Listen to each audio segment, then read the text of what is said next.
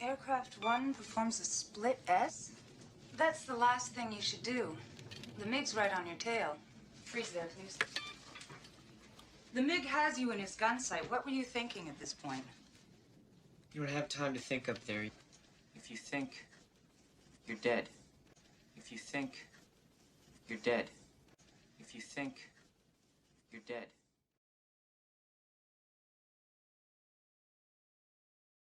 Some wise words by Maverick there. If you think, you're dead. What does that mean for the combat pilot? And how can we shape pilots who have the ability to execute the mission with minimal time to stop and think? I'm Dan Reinecke, call sign Slippin, longtime Air Force pilot, instructor, and weapons officer, and I'd like to offer you a new perspective on the pilot training process and a clear way of looking how we train our pilots and prioritize different aspects of training to help them not have to stop and think. For this discussion, I'd like to build the presentation or build the picture from the bottom up. We'll start with the divided brain and how the different aspects of the divided brain impact how we learn, specifically how pilots learn and the type of learning that they need. Then we'll move on to the basic airmanship models, and then the pilot training learning process, and then we'll finish up with some risks, pitfalls, and mistakes that have been seen in the past and potentially could be seen in the future. I'd like to lead off the rest of this presentation with a quote from 20th century thinker Michael Polanyi. "We know more than we can say." And the relevance of this will become more apparent as we continue through this presentation. So I'll start off with the divided brain. The brain is divided by a neuronal network called the corpus callosum. This dividing / connecting network was cut for the first time by Dr. Robert Sperry in the 1960s, which earned him the Nobel Prize and also led to an explosion of discoveries and understandings of how the two complementary sides of the brain work. So we'll start off with the left side of the brain. It is the seat of our focused attention. Whatever we're looking at, whatever we're thinking about, wherever we're placing our attention, that is what the left side of the brain is going to use the preponderance of effort on. The left side of the brain is very reactive to dopamine, so we'll receive some form of positive feedback from whatever we're looking at, whatever we're engaged with, that will result in a dopamine hit, which results in the growth of new neuronal pathways, which will reinforce our propensity for going back to that item or attraction to that particular item or entity that led to the dopamine hit. So it's a naturally goal-seeking system. Reinforces our attraction to things which give us positive feedback. Obviously, that could lead to things such as addiction, but generally the result is quite positive. The left side of the brain also follows the path of least resistance. Now, to be fair, the entire brain is generally tries to reserve energy, but specifically relevant for the right side of the brain, or the left side of the brain. Focused thought takes a lot of energy, and if the left side of the brain can shed some of its task load, it will gladly do so. And that leaves way less than 1% of our decisions that we make every day within the focused side of our brain, the left side of our brain. Push the rest that has got the decisions over to the right side of the brain and over to the models or constructs that are built on the right side of the brain. More on that in a little bit, though. There's a good amount of clinical research and clinical cases which document the difference between patients who have left versus right brain damage. And it's been found that each side of the brain has some basic personality traits. So the left side of the brain, it tends to be very overconfident. Some psychologists have compared this to a person who's asked directions but doesn't really know the way. They answer very confidently, even though they're completely ignorant. That's the left side of the brain. Always has the right answer. Excuse me, at a more personality level, and a shout out to everyone who's ever made a dad joke out there. The left side of the brain has a jovial propensity for feeble puns. So that's where dad jokes come from. Now you know. Finally, the left side of the brain generally controls the right side of the body. So that's complementary on both sides. So left side of the brain, right side of the body, right side of the brain controls the left side of the body. Now this is for the average case of the right-handed individual. Left-handed, you just inverse those two sides. So if you're left-handed, just your brain works in reverse of this in general cases. So in this case, the focus is generally going to be better because it's controlled by the focus side of the brain on the right side of the body, which is why for right-handed people, more intricate functions are carried out by the right side of the brain. You're using your right hand for more high-fidelity tasks, or using your right eye as your shooting eye. That's a result of the left side of your brain being the excuse me, being the focus side of your brain. Just push over to the right side of the brain from here.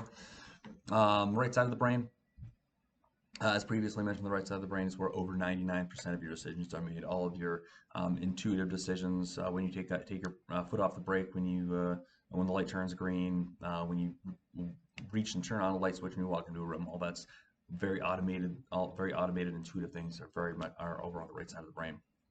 The right side of the brain is more reactive to noradrenaline than dopamine. So noradrenaline is a substance that has several impacts on our awareness and how we take in information. The right brain has a large number of noradrenergic neurons. Now, these neurons are not only unique in that they are particularly reactive to noradrenaline, but unlike most neurons, which fatigue after a few seconds of stimulation and require a rest period, noradrenergic neurons do not fatigue. They just continue to work and work and work for extended periods as required. So this ties the neurons to our attention, our awareness, and our ability to take in information. Noradrenaline is found to increase when we take in information. So, for example, you're walking down the sidewalk and your brain detects a bright object out of the corner of your eye that doesn't match what you expect to see in your neighborhood. Your brain receives a boost of noradrenaline. Your noradrenergic neurons are powered up, taking in information before you even have time to turn and realize that you see a clown car driving down your street. Not a regular occurrence in most neighborhoods. You will now likely have a visceral memory of a cloud car driving down your street. That boost of noradrenaline will make that a very visceral memory, I imagine. And your brain will have a highly detailed account of that occurrence and have that cataloged in your memory. So a boost of noradrenaline, anytime you see something that you don't expect. So a common example is a caveman walking through tall grass and seeing the grass move and a little bit of yellow fur, which means there's a lion in the grass. Boost of noradrenaline. I wasn't expecting to see a lion today. So that's one of the big aspects of the right side of the brain.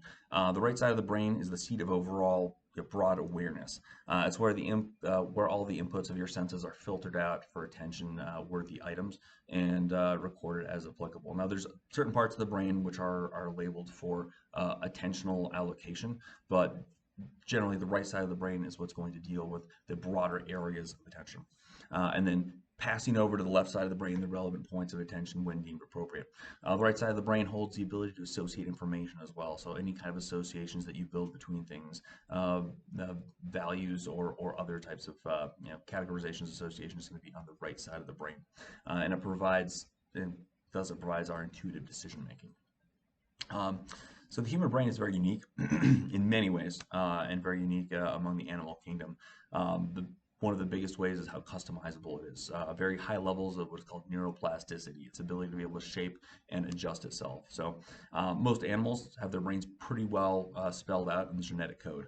Human brains only have about 50% of their design fully pre-planned in the genetic code. Everything else is developed and programmed based on our lifetime of experiences and inputs.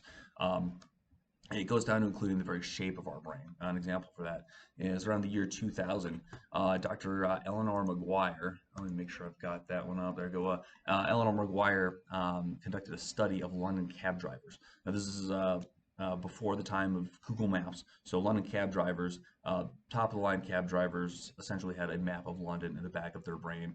A very intensive 2-year driving course was required to get a license as a cab driver. They knew the city by memory. What Dr. McGuire found was that the portion of the brain associated with three-dimensional space was significantly larger in those London cab drivers than in other people. And one of the main comparisons was bus drivers who just drove the same route every single day. They didn't need to have this high-fidelity map of the city of London in their mind. They just had the average individual's 3D spatial awareness. So we are literally shaping the brains of our pilots as we go through and teach them how to be pilots. It's not figurative, it is literal. I would bet a significant amount of money that if you were to scan the brains of a group of fighter pilots, compare that to the average population, their portion of their brain associated with three-dimensional airspace would also be significantly larger. The right side of the brain has some complex networks that build connections and associations within our thoughts. So knowledge, values, it's still putting in, it's continually working It's connecting information and building our understanding of information when we're actively engaged in other things.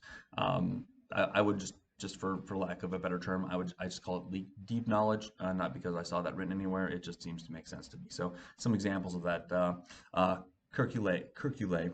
Pardon my enunciation. He was sitting by the fire when he saw the shape of a snake biting its tail in the embers, and the concept of the benzene ring came to him. Poincaré, when he spent about 2 weeks trying to disprove Fouchian functions, and as he was watching clouds of steam rising off of his tea and bumping into each other, the concept came to him, and then he wrote out he proved Fouchian functions following that, because the concept just became apparent and real to him, and he was able to prove that. Another day, Poincaré was having a conversation with a friend and stepping onto a bus when the proof of non-Euclidean geometry came to him, which he later went out and wrote out at his leisure. Albert Einstein, another great example of just how effective this kind of deep thinking can be. He was afraid of shaving, because when he was doing mindless tasks like shaving, some of his very incredible ideas and concepts would come to him, and he didn't want to get excited and accidentally cut himself shaving. The translation of thought into language, well, it was attributed to the left side of the brain, but Einstein said that he didn't feel the concept of language were in any way deeply connected with his thoughts that he was, or his theories that he was developing. Fun fact, so Einstein's theory of relativity came to him when he was playing violin. Playing violin was actually part of his thinking process. So not focusing on what he was trying to actually analyze was part of how he thought about those things. And that's how we got theory of relativity, playing violin. So we'll take a small step back here. The left side of the brain perceives the world as a model.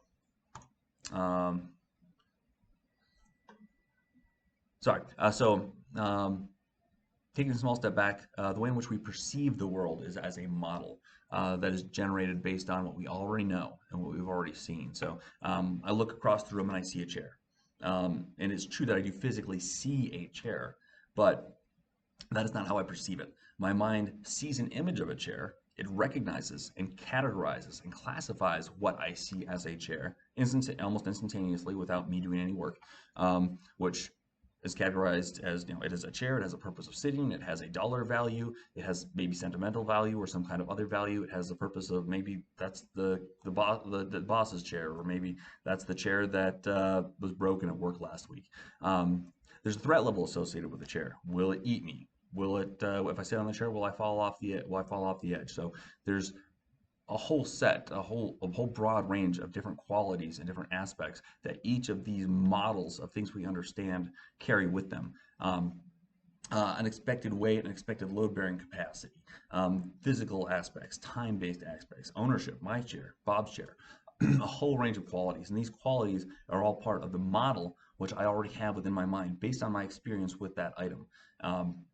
That my mind would classify as a chair. And this is true of everything we see around the room. Our non-focused attention, our entire attentional zone sees and categorizes all of these things, and our understanding of these things, which presents the world to us from that aspect.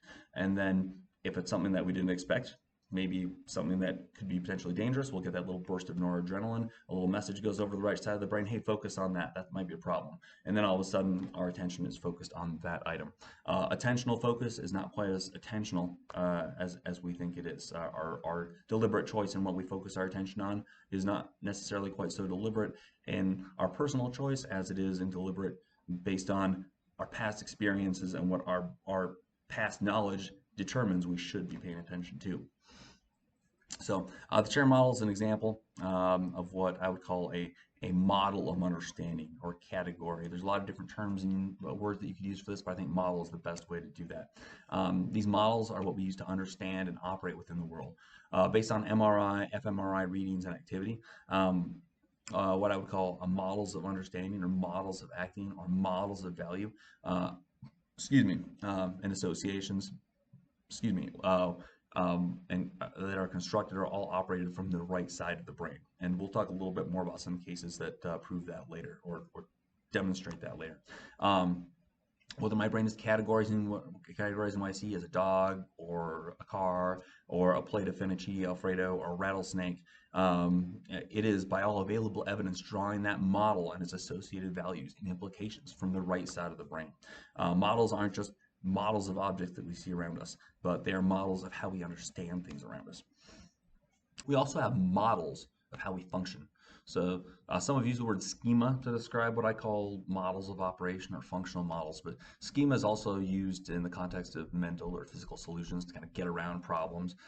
So I'll leave the word schema off on its own, and we'll use the word or stick with operating models and functional models for this presentation today.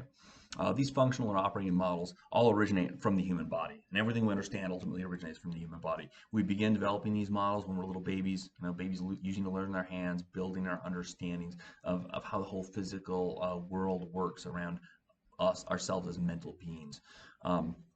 Interacting with time and space. These initial models are the foundation upon which all of our models are built. Additionally, how we develop these models over our life experiences determine many of the details of how we develop these models.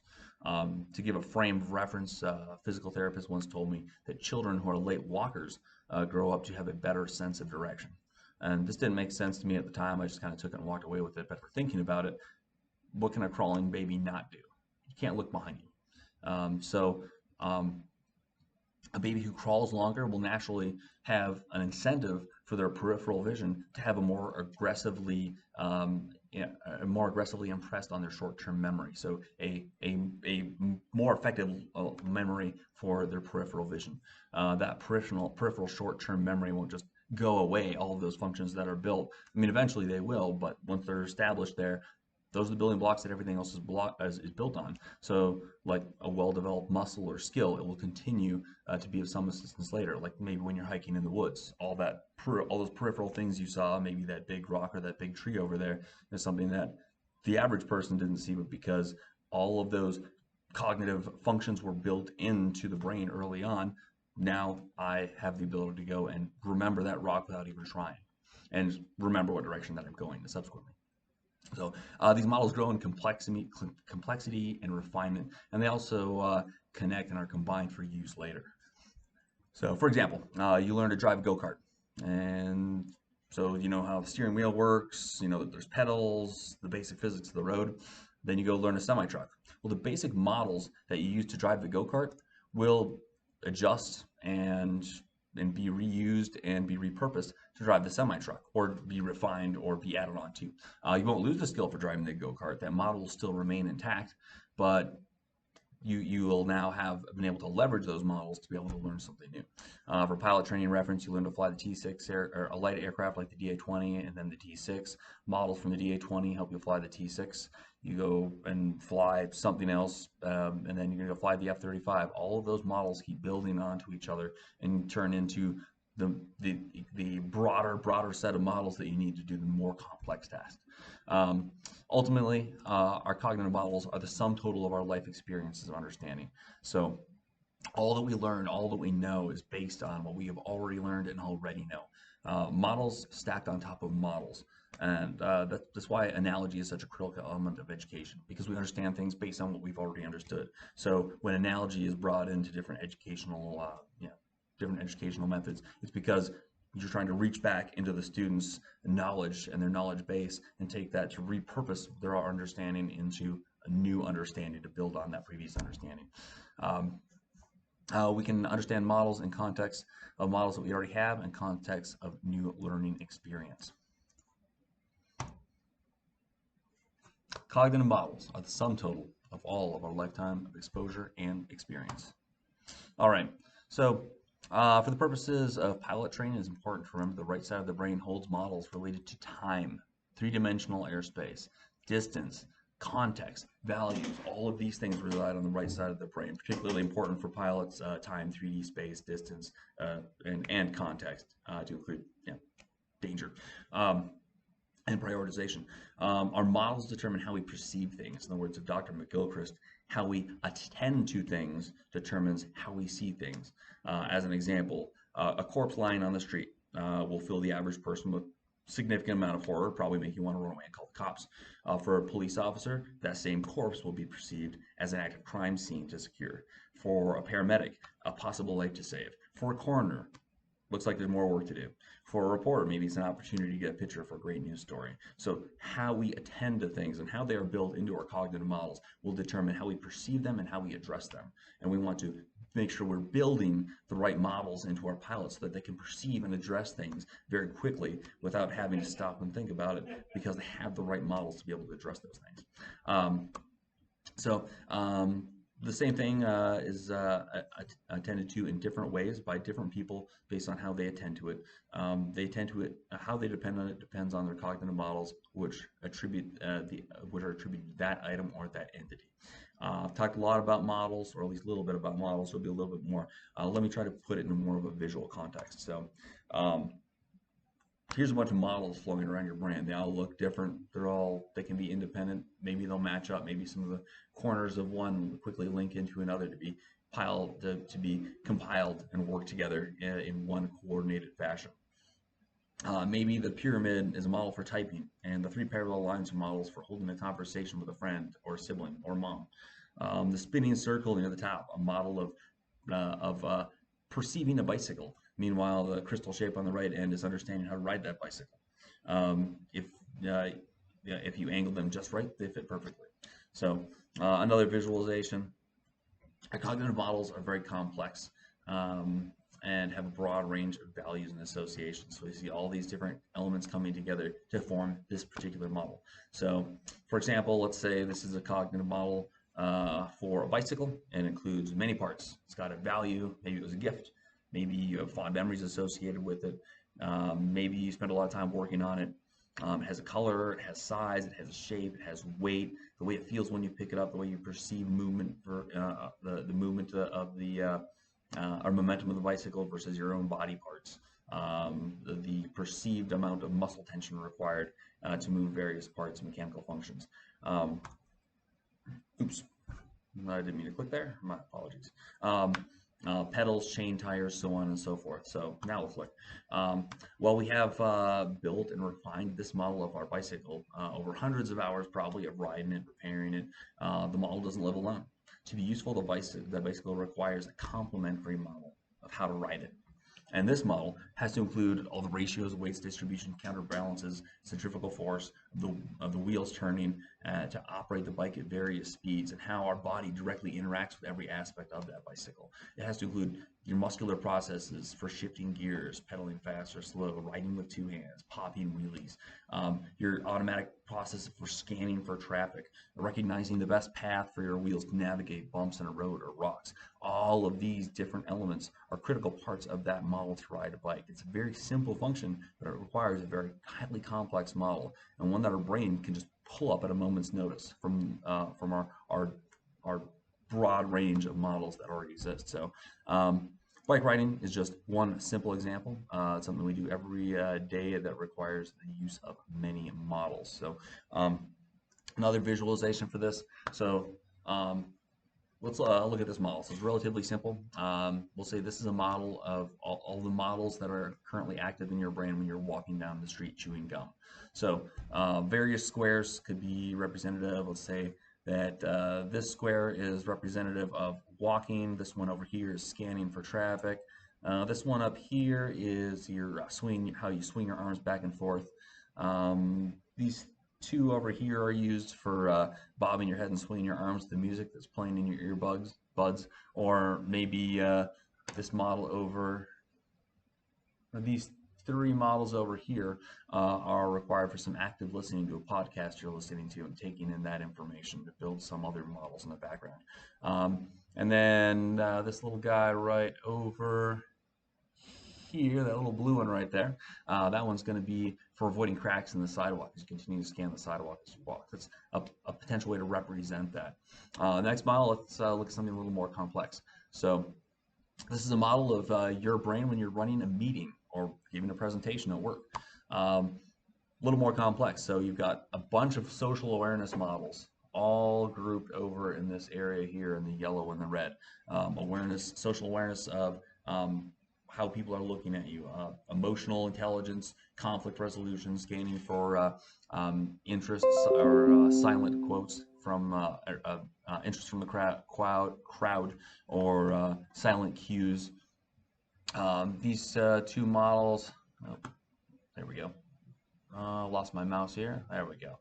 So we'll say these models down here walking back and forth in the room. These models over here are used for how to direct attention to various parts of your slides. A bunch of these models in blue are knowledge of the subject matter that you are presenting. Your stress compartmentalization is probably going to be somewhere in some of these purple models over here, and these models are going to pop in and out of your consciousness, in and out of use as you continue giving this presentation at work. Maybe your stress compartmentalization area is going to expand as your boss starts to look more and more frustrated with your solution to the problem that he told you to present.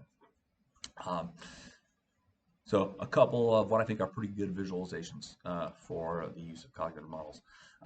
Finally, let's a little more complex model here. So this might represent flying a plane. So we've got a bunch of physics-based models over here, or down here in the green. We've got some somatosensory models up here in the red area, basic aircraft operating models, the purple. We've got cross-check models running over here in the green area. Takeoff, landing, navigation are all going to be scattered out through all these, every little thing in your cross-check and everything you're going to be paying attention to, your altitude, your airspeed, all these tiny little blocks represent little models that are going to pop in and out of your active use and active consciousness, or passive use and passive consciousness as you continue to operate that aircraft. And that includes even models of social interaction with your crew, getting good crew coordination, or CRM, as we like to say on the Air Force side. It's not a precise representation, but I think it's a pretty good representation, or at least a good visual representation of what a set of connected models might look like if models were cubes, at least. Dr. David Eagleman pointed out that our minds are always trying to make, modify, and update our model of the world in which we live.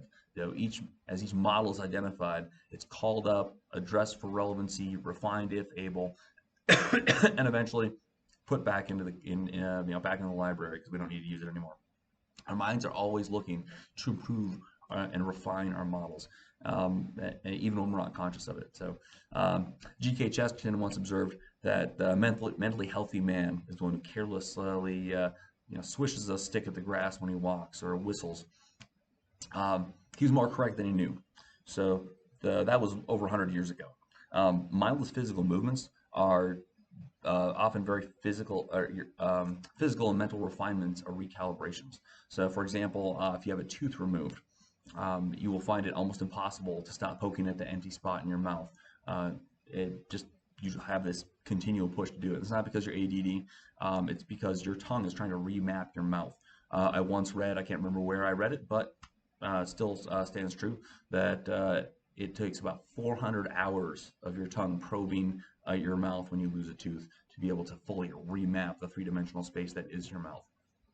So mindless things that you do actually do have a lot of significant use as your body and your mind recalibrate either its operation or its understanding models of the world in which we live or in which we are manipulating. All right, so we've drawn some basic differences between the right and the left side of the brain. Now let's look at attention. In psychological academic circles, academic psychological circles, there are 5 basic attentional categories. They vary a little bit between authors, but there's the 5 basic categories generally follow these lines. So 5 different types of attention. We have focused attention.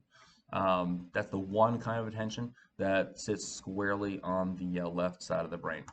Everything else, divided attention, is going to be between the left and the right side of the brain, but the preponderance of the neuronal activity associated with divided attention is still going to be on the right side of the brain. And by the way, this is all based on MRI and fMRI scanning, is where this information has been derived from.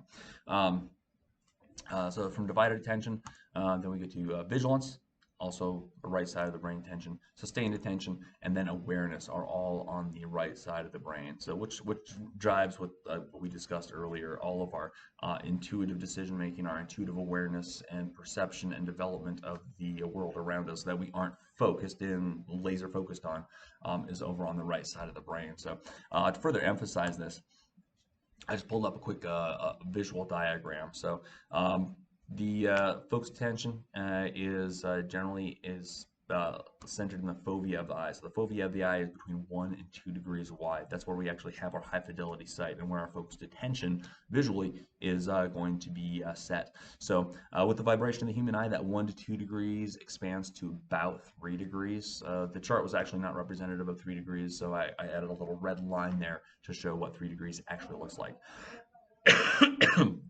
Excuse me. Humans are very visual, and the most dominant input to our focused attention is really our focused visual attention. Other senses such as sound, touch, movement, pressure, smells, heat, taste, they can be focused on, but generally only when highlighted by the right side of the brain. Now this isn't, I mean, this is broadly speaking. Our focused attention is going to take in what it needs. So if it's something we're listening to, something we're looking at, or a combination of those two, maybe it's something that we're very fine-tuned manipulating with our hands. That is going to be where our focused attention is going to be centered.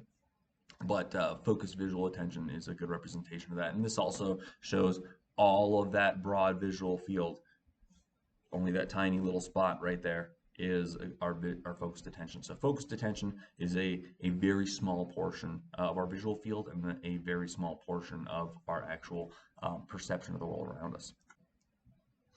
To open this slide, I want to give credit where credit is due. So I'm sure Robert Sperry's slide name was on at least one slide. So Dr. Robert Sperry, as previously mentioned, divided the corpus callosum, got the Nobel Prize, did a lot of great work, and now gave us a much better understanding of the right versus left side of the brains and their complementary operations.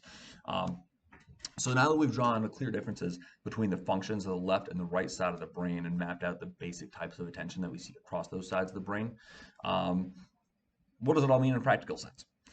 To answer this question, I looked from different perspectives, and what I was pleasantly surprised at was that every single perspective seemed to line up along the same lines in approximately the same order. So first I took the question from the psychological perspective, kind of strictly psychological perspective, via the Nobel Prize winning Dr. Daniel Kahneman as the primary or premier source for that. He defined two types of thinking fast and thinking slow. So his description of the two matches very closely in line with what we see from the left and the right side of the brain. Thinking fast is your intuitive thinking, your automatic processes, the things that you just automatically can do without having to stop and think about it. Thinking slow, very task saturating, but those are the things where we're sitting down, focused, and tearing apart one particular focused item and thinking through that. Next, we have Dr. Ian McGilchrist, key member of the Johns Hopkins project to map the human brain. He spent 15 years of his life focused on characterizing the differences between the left and the right side of the brain. Excuse me. I highly recommend his work, The Master and His Emissary, which discussed many of these topics that are brought up in this presentation. McGilchrist looked at the brain, the left side of the brain, as the side of focused attention, and the right side of the brain as cognitive models and intuition. Straying over in the phenomenologist, pardon my enunciation, and the phenomenologist lane, I looked at Michael Polanyi. He didn't win a Nobel Prize, but one of his sons did and two of his students did, so I consider him Nobel Prize adjacent. At any rate, Polanyi developed the concept of tacit knowledge. As described in his 1966 book, The Tacit Dimension. His concepts have been broadened since then, and either 2 or 3 realms of knowledge depending on your source or academic purposes. For our purposes, we're going to use 3. So the easily definable explicit knowledge. That's knowledge that can be written down. Dates, times, numbers, colors, descriptions. Things that are explicitly known and can be explicitly expressed. Next, we have implicit knowledge. Now, It's fair to say that implicit, and I'll save that for a moment actually. Implicit knowledge is knowledge which cannot be expressed in words. It has to be understood or actioned. For the purposes of this presentation, we will classify non-tactile knowledge and non-tactile models in this category. So more practical things: running a meeting, reading a book, having a conversation. Functions that you carry out that do not include visuospatial or specifically psychomotor propensities. For the third category, I would like to use the term tacit knowledge. And tacit knowledge is the baseline term that Michael Poliani used for this entire category. And this will include physical activities, so driving a car, throwing a basketball, that type of thing. Explicit knowledge lives squarely on the left side of the brain, while implicit and tacit knowledge are predominantly on the right side of the brain. And I want to be completely fair, honest, and clear with all of these, with this terminology here. So tacit knowledge was Michael Poliani's initial overarching description of all of this, what we are classifying as implicit and tacit knowledge for our purposes. But for the purpose of specifically looking at instructing pilots and looking at the differences in what they need to address different aspects of their training, it is very useful to divide that up. So we are going to use the terminology for implicit knowledge for non-physical, again, and physically oriented is going to be in the tacit area. So next we'll look at popular literature. So popular academic literature, we have Bloom's taxonomy, which primarily focuses on the quality of learning, but still divides it up into three rather similar areas. So for Bloom's taxonomy, we have the cognitive domain, we have the affective domain, very related to values and motivations and that sort of thing, which do live on the right side of the brain. And then we have the psychomotor domain, the physically oriented domain. And all of these three generally kind of align along these same lines. I'm not taking anything out. This is the baseline information that I found as I was going through. So next we can move on to language. So yes, human language, it tells us the same thing. Most romantic languages, not English, because English is a extremely messed up and disorganized language. They have two different words for what describes knowledge, and they generally fall on the left and right sides of the brain. So German was the example we use here. The German word Wissen is used to describe surface level knowledge. To say I know Bob in terms of Wissen means that I know Bob is 5'11", has brown eyes, sandy blonde hair, has a big nose, and a very deep voice. All of these things can be written on his Facebook profile. All of these things are explicit knowledge, effectively. The other term that we could use would be kennen. So to know Bob in terms of kennen means I know Bob as a person. I know his personality. I know his temperament. I know how to have interacted with him. I know him at a personal level. I can't relay my kennen knowledge of Bob to you by telling you about Bob. I would have to you would have to gain that knowledge by actually interacting with him yourself. I could write you a book about Bob, but you still will not know Bob because you have not had that interaction. You have not developed the cognitive model that is Bob in your understanding and knowledge of Bob until you have conducted the interaction. Excuse me. So for the remainder of the presentation, I'm going to use that Poliani-oriented language, explicit, implicit, and tacit for the domains of knowledge. We'll use each of these excuse me. Everyone uses all of these knowledge domains, but in professional areas of operation, we generally focus on one. So academic researchers, teachers, they live primarily in the explicit knowledge domain. Business administrators, business managers, generally live in the implicit knowledge domain. Professional sports players predominantly live in the tacit domain. Obviously, there's crossover. I mean, there's a big Venn diagram that you could probably build that would show where that crossover is. But there's a predominant focus for each one of those in different areas. Pilots are a little bit unique in that they have significant weight of effort in all three of those categories. So pilots are stereotypically a little bit arrogant, but their high confidence is somewhat justified because they have to master all three domains of knowledge, where most professionals generally focus on 1 to 2. So, excuse me. Um, it's most humans have the standard right brain dichotomy. Excuse me. It's not really strange that most thinking seems to divide two areas of thought. But before we dive straight into the building a pilot portion, there's a couple of unique aspects to that thinking, unique aspects to the brain, which I think would be good to highlight. So we'll off ramp those for a couple of discussions. First of all, mirror neurons.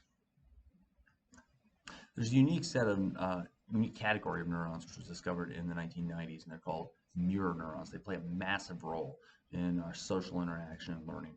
So, for example, if I reach out to pick up a cup of coffee, so like this cup of coffee, I have a set of neurons which activate, which manages all the muscles required to carry out that physical action, and the amount of pressure I need to using my fingers to pick up the cup, balancing my body to offset the weight, and then bringing it up to my mouth so I can take a drink of coffee. There's a parallel set of neurons which fires along with that set of neurons as if I was picking up that cup of coffee, but those neurons don't actually control anything. That parallel set of neurons is called mirror neurons.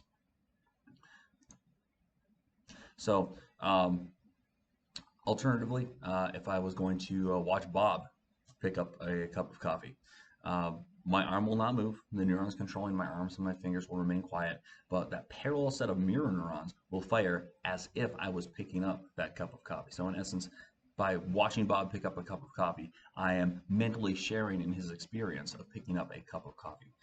Mirror neurons play roles in learning, social imitation, what's called empathic entrainment. So when you're watching Lord of the Rings, you see Frodo get his finger bitten off by Gollum, and you get the impulse to grab your hand in pain. Now, what is that? Well, that's mirror neurons firing. That's you living the experience of Frodo getting his finger ripped off, and your mirror neurons saying that's not a very pleasant thing, and living that experience in a hopefully non-painful way. Some psychologists say that mirror neurons are why most people prefer to watch live music as opposed to listening on a device. So when you watch a person play music, you are sharing in their experience and living the music with them through their playing of the music and their movements of playing the music. Their actual physical motion. There's a side of discussion that could branch off completely, which goes into tribal rituals and that sort of thing. Not relevant to this topic, but also a very interesting topic of conversation. Mirror neurons lead us to learn personality traits even if we don't want to. So I personally experienced this in middle school. My best friend had a very terrible stutter, and I did not. He got therapy, his stutter got better and went away. But I spent so much time with him that I picked up a stutter, which took me quite a while to get rid of. Mirror neurons drive empathic entrainment, and that empathic entrainment trained me to stutter. Some studies found that watching someone else complete an action, if it's a familiar action, can cause a stronger empathic entrainment than if you were doing that action yourself. Also, side note, I found it a little bit ironic as I was reading through this material that a stutter was a very common example of involuntary empathic entrainment. But it's very noteworthy that mirror neurons are reactive to humans, but not quite so reactive to simulations. So clinical studies showed that when shown a simulation versus a real person, mirror neurons were just not interested and did not start firing. Going back in history, we can find indications of this wisdom that we learned from mirror neurons from the Taoist fable of the cook Cook Ting and Lord Wen Wei. So Cook Ting wanted to be Lord Wen Wei's butcher, and so he was instructed or went and studied on how to be a butcher, how to butcher an ox very effectively and very efficiently, and he was horrible at it. So what did he do? Well, he went to an actual butcher and watched the butcher do his job, and guess what? Cook Ting became a pretty good butcher after that. So the moral of the story is first follow with your eyes, then follow with your hands, and then follow with yourself.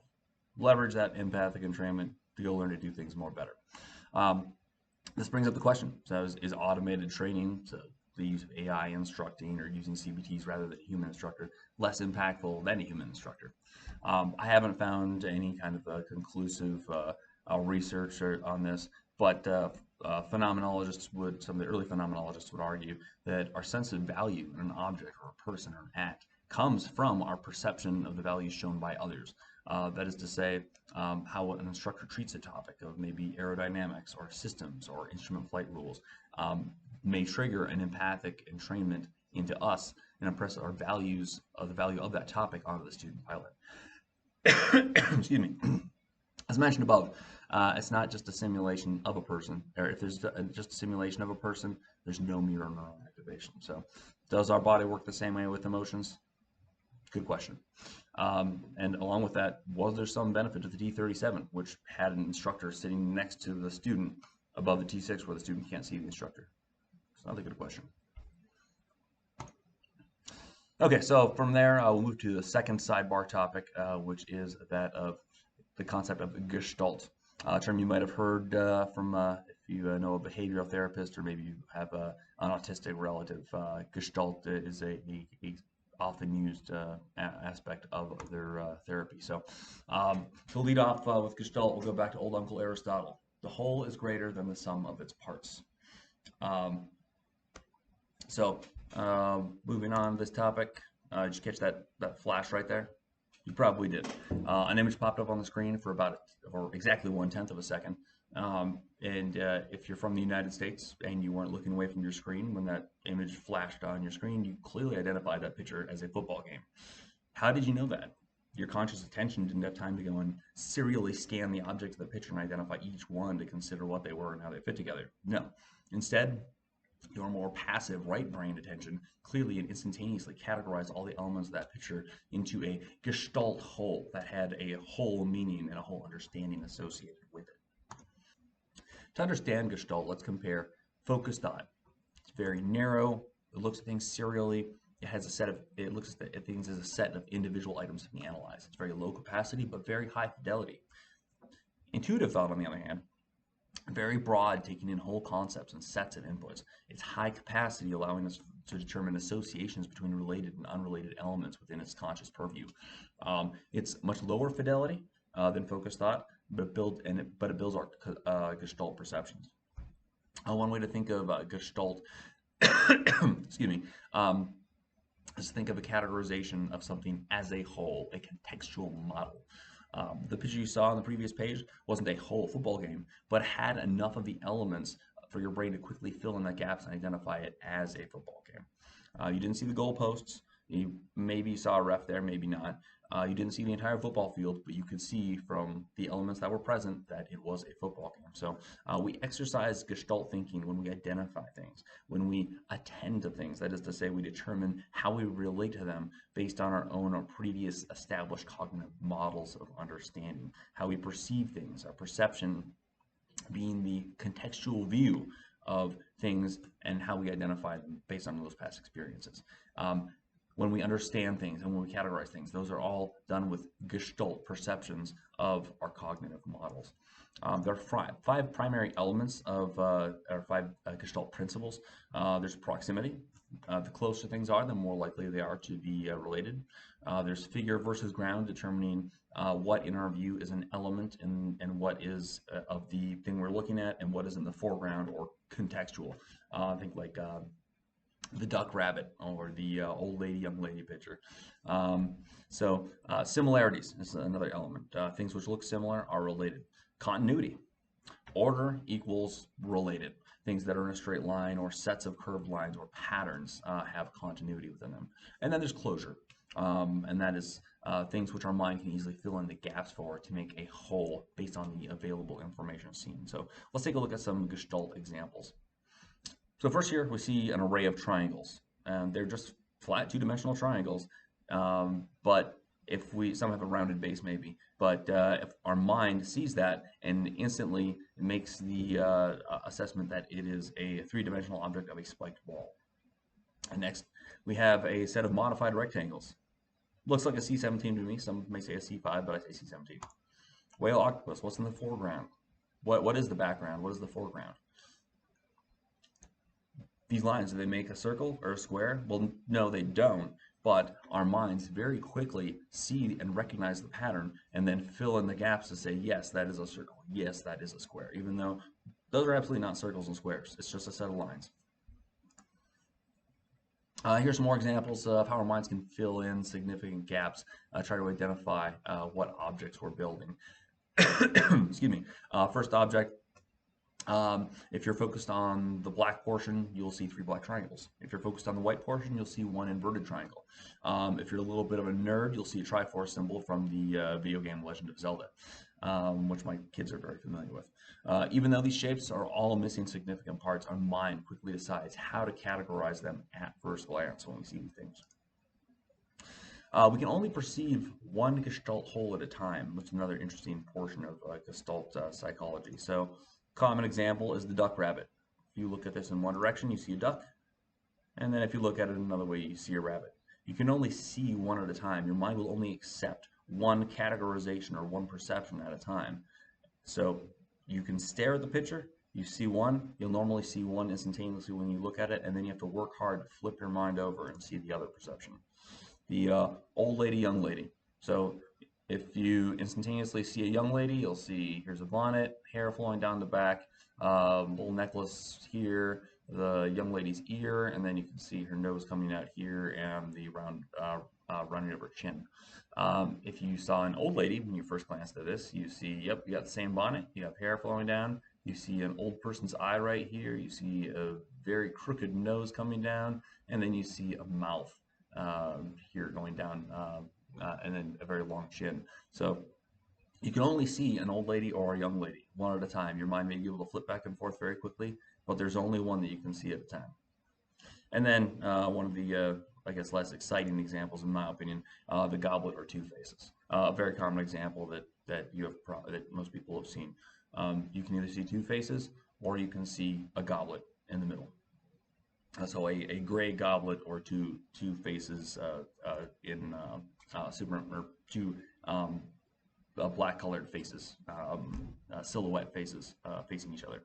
So our minds continually try to update models as we see the world around us and tries to establish the meaning of what we're looking at and then move on. So that's why we initially see something and then we have to work hard in these cases to flip our minds over and see something else in that object. So, as I mentioned before, the left side of the brain sees individual, high fidelity, focused items. It looks at the individual parts.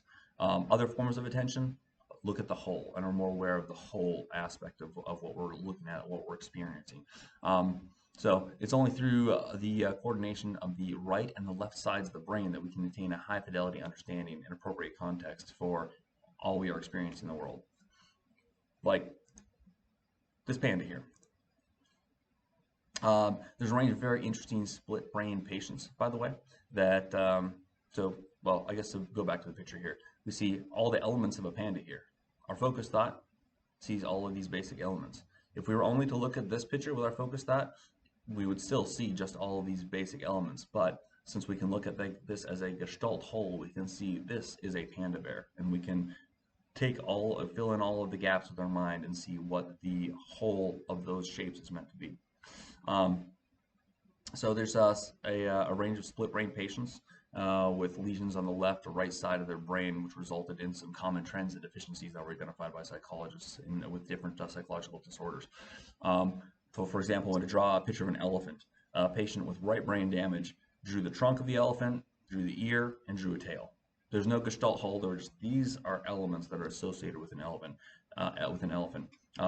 They drew them pretty well, but they couldn't draw the whole elephant.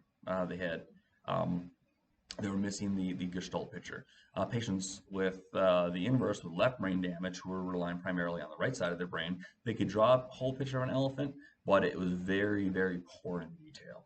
So understood the whole, but didn't have all the details required to actually make it look like a good elephant. So the left and right brain are very complementary in how they interact and how we use them day-to-day operations. Excuse me. It's just interesting that the right brain can understand context and meaning, while the left brain is not conscious of a category or word. So there's a patient with left brain damage who that's what a brick was. I believe it was a World War II, someone had brain damage after World War II, if I remember correctly. They did not know the word brick. They couldn't understand what a brick was. And they were asked about it. They had no idea. The doctor had a brick sitting near the patient, and the patient couldn't identify it. But then when the doctor told the patient to pick up the brick, the patient immediately picked up the brick as if they knew what it was. So the right side of the brain still understood everything in context. The left side of the brain had completely lost the meaning and understanding of what a brick was. So after he put the brick down, again, he was asked, or when he picked him up, he was asked if he knew what he was holding, and he insisted that he had no idea. So both sides of the brain absolutely required for good, effective daily operation. A lot more interesting cases, but they're beyond the scope of this discussion. So we'll move on from there. So we can see with these 3D images that our minds not only compensate for two-dimensional lines, but they build full three-dimensional objects for us to perceive and understand as we experience the world, full models. This array of objects exercises multiple Gestalt principles of proximity. We see 4 distinct groups of images here. Figure versus foreground, primarily in the last group, a couple good examples there. Similarity, all the items show different aspects of similarity. Continuity, all of them are all set up on a nice set of lines of groups. And then closure, with the building of three-dimensional objects and multiple of the objects in the last group, we can see we can close the lines between this one here, we're closing all the lines, and this one here is really just a set of lines, but our minds can kind of close all the gaps in there to make it match all the things in the group. If we saw this object maybe in another context and separated from all these other things, we may visualize it as something slightly different. It's also worth noting that despite the disordered orientation of the shapes in the second group and the distorted images in the third group and the various versions of depictions in the fourth group, our minds are quickly able to categorize all of these together as a joystick-like item, all based on their similarity and on their orientation. The bottom line is that we think and we operate and we understand the world as a Gestalt whole. So if we're going to learn a new skill set or new information for practical use, we have to have all of that information as a contiguous whole ingrained as within a good conscious and cognitive model of operation and or understanding. It has to fit into our contextual world and how we operate with it. So far we've talked through left versus right brain differences, models of knowledge, types of knowledge, mirror neurons, Gestalt thinking. One last topic before going in and directly addressing aspects of pilot training, and it's what I like to call cognitive load migration. So in 1981, Goldberg and Costa published a paper with several notable observations about the brain, not the least of which was the fact that neuronal activity increases on the right side of the brain when new information or unfamiliar information or an unfamiliar activity is presented. But when exercising or learned information or activities, the left side of the brain is more active. Now, I personally have labeled this concept cognitive load migration. That is not the language of Goldberg and Costa. And if you search for a paper called Cognitive Load Migration, you will not find this paper. But I think it's descriptive of the process, and I think it sounds good. So I'm going with it. Effectively, what this concept relays is that when we're learning a new activity, the right side of the brain is busy initiating operating models for that activity. And after building the model, then the left side of the brain can use that model seamlessly. Now, as we get more experience in a given activity, we're going to learn new things and find new things. So what happens then? That model goes back for refinement over on the right side of the brain, not necessarily being passed back and forth, but the model is refined on the right side of the brain based on what we learn, and then back over to the left side of the brain as required for for further usage. So the right side of the brain instantiating those new aspects of the activity, and then the left side of the brain continuing to action that information. So Goldberg and Costa used the term scripts, meaning lines of computer code, for the comparison. So they expressed more or less the right side of the brain was writing the program, and then the left side of the brain was executing the code. It's not a perfect comparison, but a reasonably good comparison, especially for the time frame in which they were writing. This construct is kind of helpful when we look at implicit and tacit knowledge skills and how they're developed. They're developed over time. Developed skills such as violin or piano or tennis are developed by practicing, not just by practicing, but by practicing different aspects or patterns. I mean, if you just you're trying to learn piano and you just play Pop Goes the Weasel over and over and over again, you're not going to get very good at playing piano. You're not going to be a concert pianist. You have to play a lot of different types of music. You have to continually get those models to go back and forth from the left and right side of the brain to keep exercising and developing those models. There's a rule of thumb that takes about 10,000 hours to become a master at any skill. So, like specifically things like piano, violin, tennis, and I don't know that they're really that far off, but to master a skill level not only takes time, it has to be maintained. I referred earlier to how learning shapes the brain. There's another example that is relevant here. So it's found with master violinists. There's an omega-shaped expansion on the right side of their brain if they're right-handed. Associated, and it's associated with their non-bow hand, essentially. So the hand that is actually setting the notes to their violin. A master pianist will have an omega-shaped expansion on both sides of the brain. Very intense, high-fidelity training of musicians grows additional neuronal networks that improve their cognitive models and allow their hands to move and play music in absolutely phenomenal ways.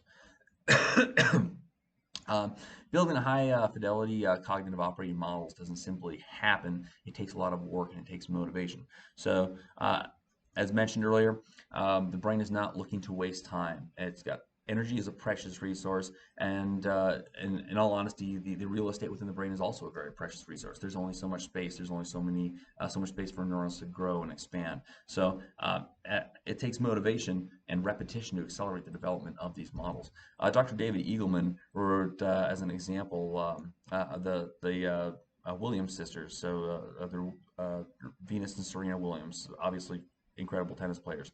They grew their tennis skills through years and years of hard work, and it was very motivated by positive motivation from their families, from their coaches, from winning victories, continual affirmation and praise and encouragement. Lots of motivation involved in that. He gave the example of, well, Venus and Serena had a wayward brother who was really lazy. He just didn't care about tennis. He could never have risen to the same heights because he just simply didn't have the motivation. If we are motivated towards something, if we give a high value to something, so if in our cognitive models there's a reinforcement of a high value associated with an activity or something that we're going to do, then we're going to attribute or contribute more cognitive activity to the development of that activity or that item or that piece of knowledge. Similarly, for someone who's not blind, if they attempt to learn Braille, it's very difficult for them to learn it. And that's something another point that Eagleman pointed out. It's a very slow and painstaking process, but not quite so much for a blind individual who has a very high motivation to learn Braille. It was found that actually a portion of the brain that is normally associated with visual analysis goes and gets reallocated to the portions of the brain to be used for identifying the patterns used when reading Braille. Excuse me. So a question of motivation, well, that's what Eagleman pointed out was one of the reasons why the best way to learn a language is you get dropped on an island with another culture and you don't eat, or if you don't learn to communicate. Probably not what we want to do with our student pilots, but it is a question of motivation. Eagleman also pointed out that experiments with monkeys who were given where monkeys were given small rakes, which they needed to get food outside of their cages. So they're given a little rake, and they had to reach out of their cage with the rake to bring the food towards them. It was found that the somatosensory map of the monkey's brain expanded to include those rakes. So there's three-dimensional model of how to operate their hand extended to the three-dimensional model of how to use a rake, which is absolutely fascinating. But they tried doing the same thing. They tried giving monkeys rakes, but not requiring them to get food with them, i.e. removing their motivation, and they did not have the same somatosensory remapping. So it's all a question of motivation. So I talked about them. The Williams sisters, a great example. Reading Braille is a great example. And the role of various types of motivation play in developing implicit and tacit cognitive models is something that I intend to study further, but excuse me. I think at this point it is safe to say that a student will learn aircraft cross-check much more quickly in an aerodynamically sensitive aircraft, such as the T-6, where they're continually being forced to speed up their cross check so that the aircraft doesn't get off altitude, as opposed to a slow aircraft like a Cessna 172. All right, we're finally here. Now that we've characterized knowledge in 3 categories, spanned over the left and right sides of the brain, and some explanations of how knowledge is developed, we can start to build our pilot based on models. For this presentation, I'm going to focus on the undergraduate pilot. That would be the pilot who's just learning the fundamentals, new to aircraft, learning how to fly in the military, as opposed to those training to execute advanced combat missions. So basics of what we need to build our combat pilots. So to build the best pilots, we need to instantiate a range of basic models of airmanship at this stage of learning. And those critical models of airmanship are cross-check models. Cross-check being a prioritization, prioritized visual pattern used to fill and refresh sets of data registers such as pitch, power, altitude, airspeed at a relevant speed to keep the aircraft under control. It includes that red flashy light or alarm signal that goes off in the back of your brain that tells you, I haven't looked at my altitude for 15 seconds. I need to go and refresh that data field. Next, we have decision-making models. So pilots have to be decisive. If a pilot hesitates at the wrong time, the pilot and all of his crew are going to die. Stress tolerance models. A pilot must be able to operate under significant life-threatening stress. They must be able to compartmentalize that stress and then ignore it so they can make clear, objective decisions for the aircraft and the mission. Emotional decision-making, generally bad decision-making. We need the pilots to be able to suppress that emotional decision-making so they can make good, clear, objective decisions. Near 3D spatial awareness, a well-developed physical and aerodynamic based model of aircraft performance within basic maneuvering airspace. Kind of going back to that London cabbies study, the little 3D portion of the brain that gets expanded. That's what we're talking about with that 3D airspace. Next we have mid 3D airspace, models that would be for airspace that includes other aircraft. So maybe operating in a local landing pattern or a local pattern with other aircraft, or maybe operating within a formation could be an example of that. Next we have far 3D spatial awareness for long distance aircrew transit. I'm taking off in this city. I'm going to land in this city over here. Having a good cognitive model for what that looks like and what that process is going to entail, and also the time bound and spatially bound aspects of that model. Airspace procedures, you have to have well-developed models for operating under the FAA and ICAO rules. You violate the rules violate you, you lose your wings, and that's a bad day. So our pilots need to be able to play by the rules of the road. Aircraft procedures, basic models of how to manage an aircraft, such as checklists, crew management, all of those sorts of things. How to be able to control and operate your aircraft specifically within regulations and within the technical orders of your aircraft.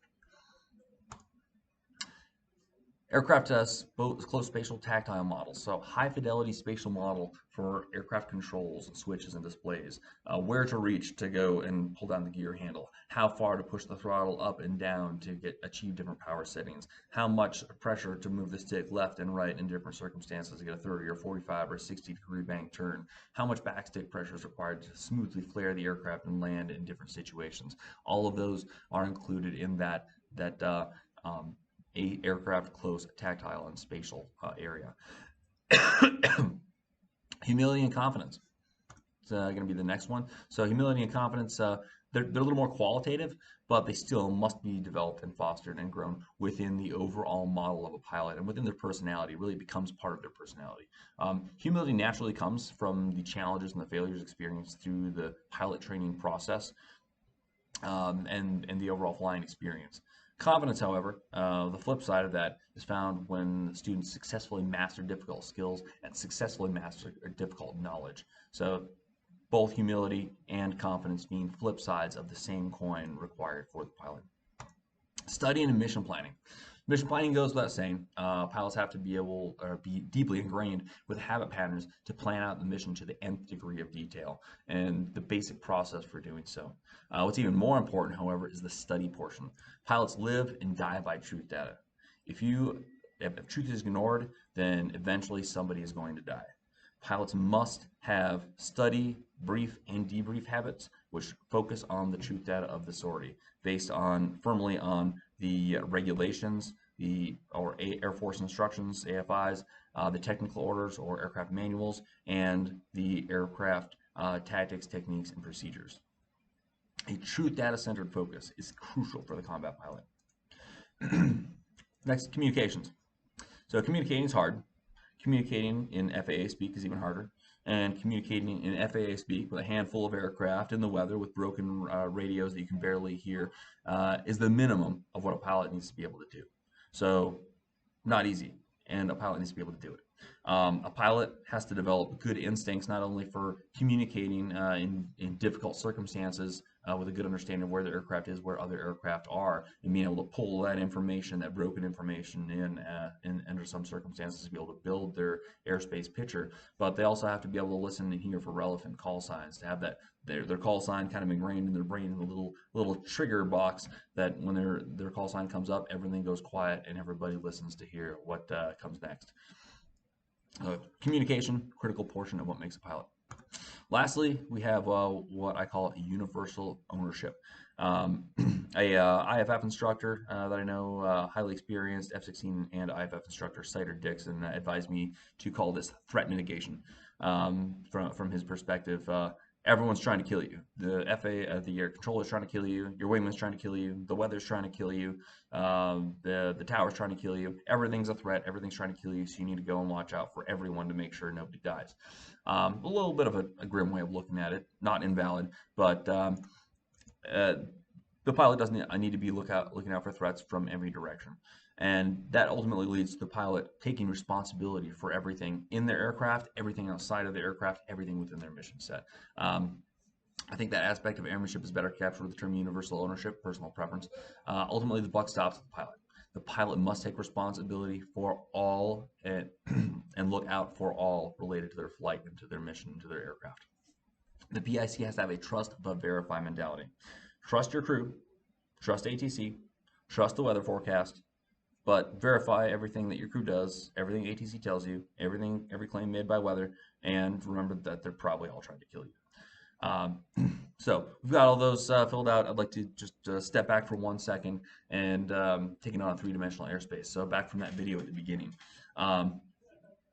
Maverick from the opening sequence, how was he able to beat the other aircraft by performing a random split S during their dogfight? He was able to do this because, without thinking, by the way, because he had an incredibly good model of 3D awareness. How his and other aircraft were operating in this tight airspace. He had that was informed by a high-speed cross-check, which fed him aircraft fed him information on where's aircraft and where everyone else was in the airspace and in his airspace model. All that tied together with such an intricate implicit model for air-to-air combat that he was able to depend on his intuitive decision making and intuitively assess that the opposing pilot was not going to expect a split S in that case and would not be able to recover from the unexpected event in time to defeat Maverick. Turned out, yep, he won. That worked out well. So that would be one way to sum up Mavericks if you think you're dead, at least from that scenario. So let's look at all these models and see where they fall, because we need to train all these into a pilot. Well, how do we train them? To do that, we need to be able to see what area of learning they fall under, or what portion of knowledge they fall under. So first of all, cross-check models. Cross-check, you can read all day long. You can look at all the charts about a cross-check you want. But ultimately, cross-check is going to be habit patterns. It's going to be implicit, and it's going to be task. There's physical aspects of it. There's physical aspects of where you're going to look, where you position your body or your eyes to be able to conduct your cross-check. And then there's the habit patterns and prioritization associated with that. Prioritization of data, refresh rate of data. So both implicit and tacit knowledge. Next, decision making. So there's going to be a lot of explicit knowledge associated with that, from the technical orders, from regulations, so on and so forth. So there's a lot of book knowledge data, a lot of just knowledge on a spreadsheet that a pilot might need to be able to make the correct decisions. But there's also implicit knowledge that goes along with that, value-based knowledge. What is prioritized, what comes first, what comes second, and there has to be good habit patterns associated with that, well-developed implicit models to be able to automatically make most of the right decisions without having to stop and think. Next, we have near 3D airspace stress tolerance. So stress tolerance models determine how we manage information emotions, and therefore, that lives in the implicit realm. Um, from one of the previous slides, it kind of aligns a little bit under um, I'm blanking on the term, affective area of knowledge for one of the other knowledge categories, but for our purposes, we'll place that under implicit knowledge. Next, we have near 3D airspace awareness. So near, mid, and far 3D airspace awareness are going to be very closely linked here. So near 3D airspace awareness, a well-developed physical aerodynamic base model of aircraft performance in basic maneuvering airspace. So it's three-dimensional airspace associated with that. There's time, there's space, and there's physics all associated with that. Mid-3D airspace, for airspace that includes other aircraft in reasonably close proximity. The same types of models, but it's going to be a wider area, therefore slightly lower fidelity. Kind of like that whole left versus right perception. The further in you look, the closer you look, the higher fidelity. Further out, a lower fidelity. So lower fidelity, but still required to be very accurate. And then next we have far 3D airspace models. That long distance transit, that's all going to be spatially and time based. So definitely right side of the brain, and definitely because it is spatially oriented, as can be in the tacit knowledge realm. Next, we have airspace procedures. So for airspace procedures, excuse me, our airspace procedures are going to be models of how to manage the aircraft, checklist aircrew. So that's going to fall under both our explicit and our implicit. Sorry, I lost my place here. 1 second. Okay, airspace procedures required for changing require changing explicit data as well as practical operating habit patterns, both explicit and explicit areas. Next, aircraft procedures. So for aircraft procedures, requires changing explicit data as well as practical operating habit patterns, both explicit and implicit areas there. Aircraft procedures, similarly classified. Aircraft close spatial. I think I clicked one too far there. There we go. Aircraft close spatial, tactile, definitely three-dimensional, physical base. That's going to be in the tacit knowledge realm. Humility, confidence, implicit knowledge. Study mission planning, both explicit and implicit models will be required to be able to effectively develop that model for or that aspect of airmanship. Communication models, explicit, implicit, and tacit. I don't think there's any way you can get around the full trifecta there. There's explicit aspects of knowledge, call signs, numbers, different data points that you need to have ready to go at any given point. The implicit habit patterns and basic structures of how to speak, and then the tactile portion or the tacit portion, not only of just pushing your microphone button, but being able to prioritize your physical activities to be able to communicate effectively, and listening to the radio kind of moves into that physical realm as well. In some aspects at least. And finally, universal ownership, kind of like humility, confidence, is very qualitative and augmentation of overall model management and use, so that lives in the implicit realm. So from here, we can see pilots require all three knowledge types very heavily, with an emphasis on right brain development. That said, I'd like to paraphrase our good buddy Maverick when he said, great pilots require well and developed implicit and tacit models. Some of the more qualitative elements of a pilot result in gained personality traits. So some of these personality traits include humility, confidence, and universal ownership. May sound a little bit repetitive there, but they are ingrained in your personality. There's kind of larger areas there. Stress tolerance is also implicit, and I think it deserves a little bit of special attention. So we got ownership, humility, confidence, and stress tolerance.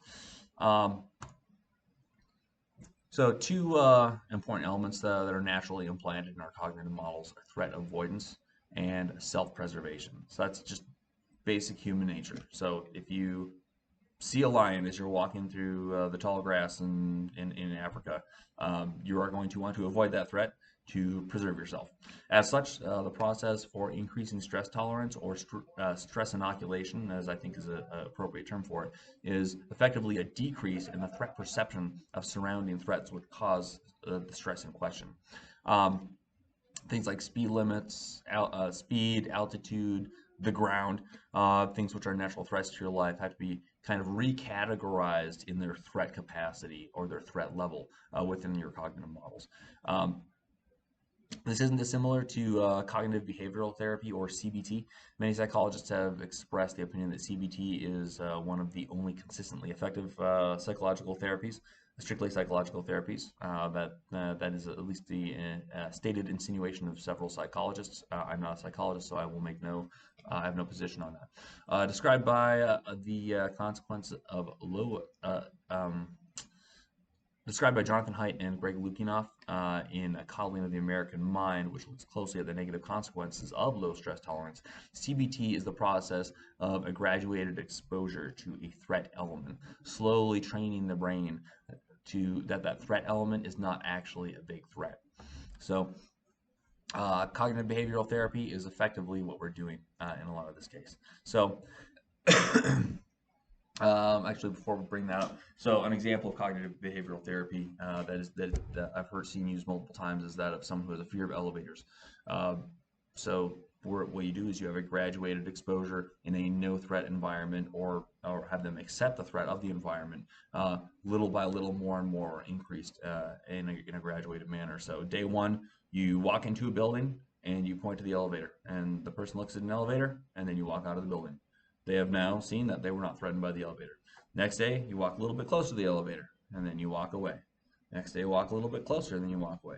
Next day, you walk up, and they touch the door of the elevator, and they slowly get closer and closer and closer to the elevator to be able to keep rewiring that cognitive model of the elevator, which somehow has a high threat factor associated with it, and reorient their neuronal networks so that there is not a perceived threat to that elevator.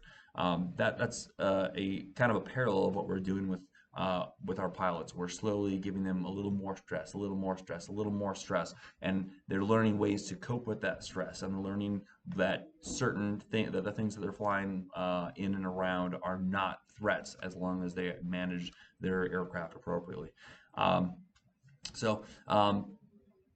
Pushing on along the stress topic, so stress is incredibly important in pilot training. Pilots have to learn to operate with precision and think clearly under stress.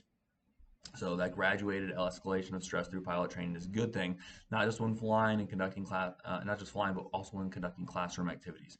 The pilot has to be able to learn and thrive in stress. It'll help the pilot grow habit patterns for compartmentalizing stress, ignoring stress, or coping with stress in productive ways rather than reacting to it. So that they can remain calm when the aircraft is hurling to the ground in a giant ball of flames and hopefully ejecting time. A quote that I found that really characterizes this or emphasizes this quite well is from the 1984 book Stress Appraisal and Coping by Lazarus. What is sometimes referred to as crisis causes some people to draw upon adaptive resources they never thought they had. Such people gain strength from stress that they can then be used in subsequent crises. They seem to grow from stress. By that same token, people who as children are protected from certain kinds of stress are likely to be more vulnerable to stress later because they fail to learn coping skills that are needed for day-to-day living. This lack of stress is what Lukianoff and Jonathan Haidt would call an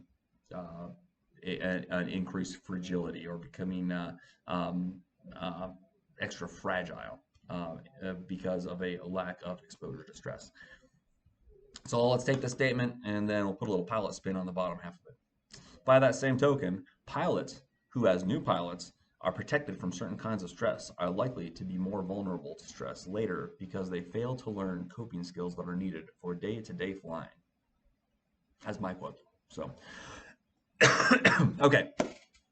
So, Now we know that the models needed to build the pilot. Now let's look a little more closely at how they get from point A to point B and develop those models. So we'll start with the human brain, as always. We have two basic paths of information in the human brain. For this, we'll borrow the wording of Michael Polanyi.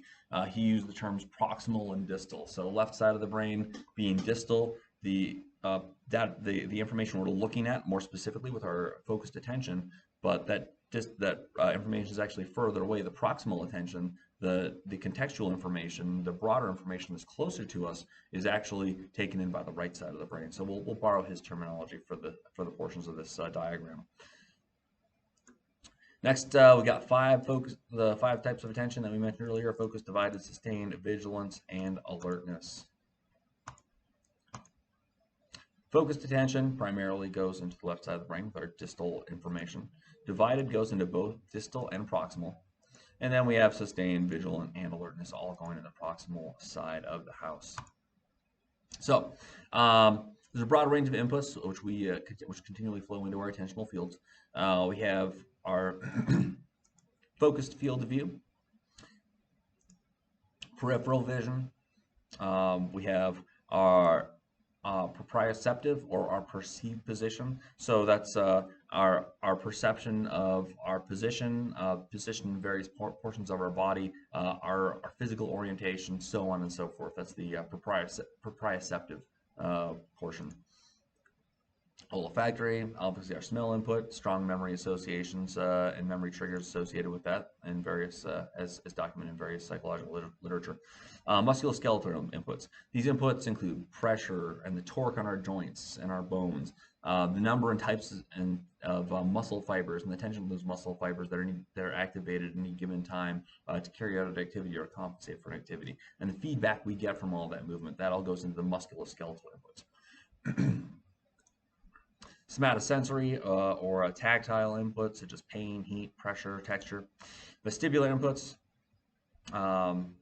Anyone who's gone through pilot training remembers the vestibular system, so we'll leave that as leave that one.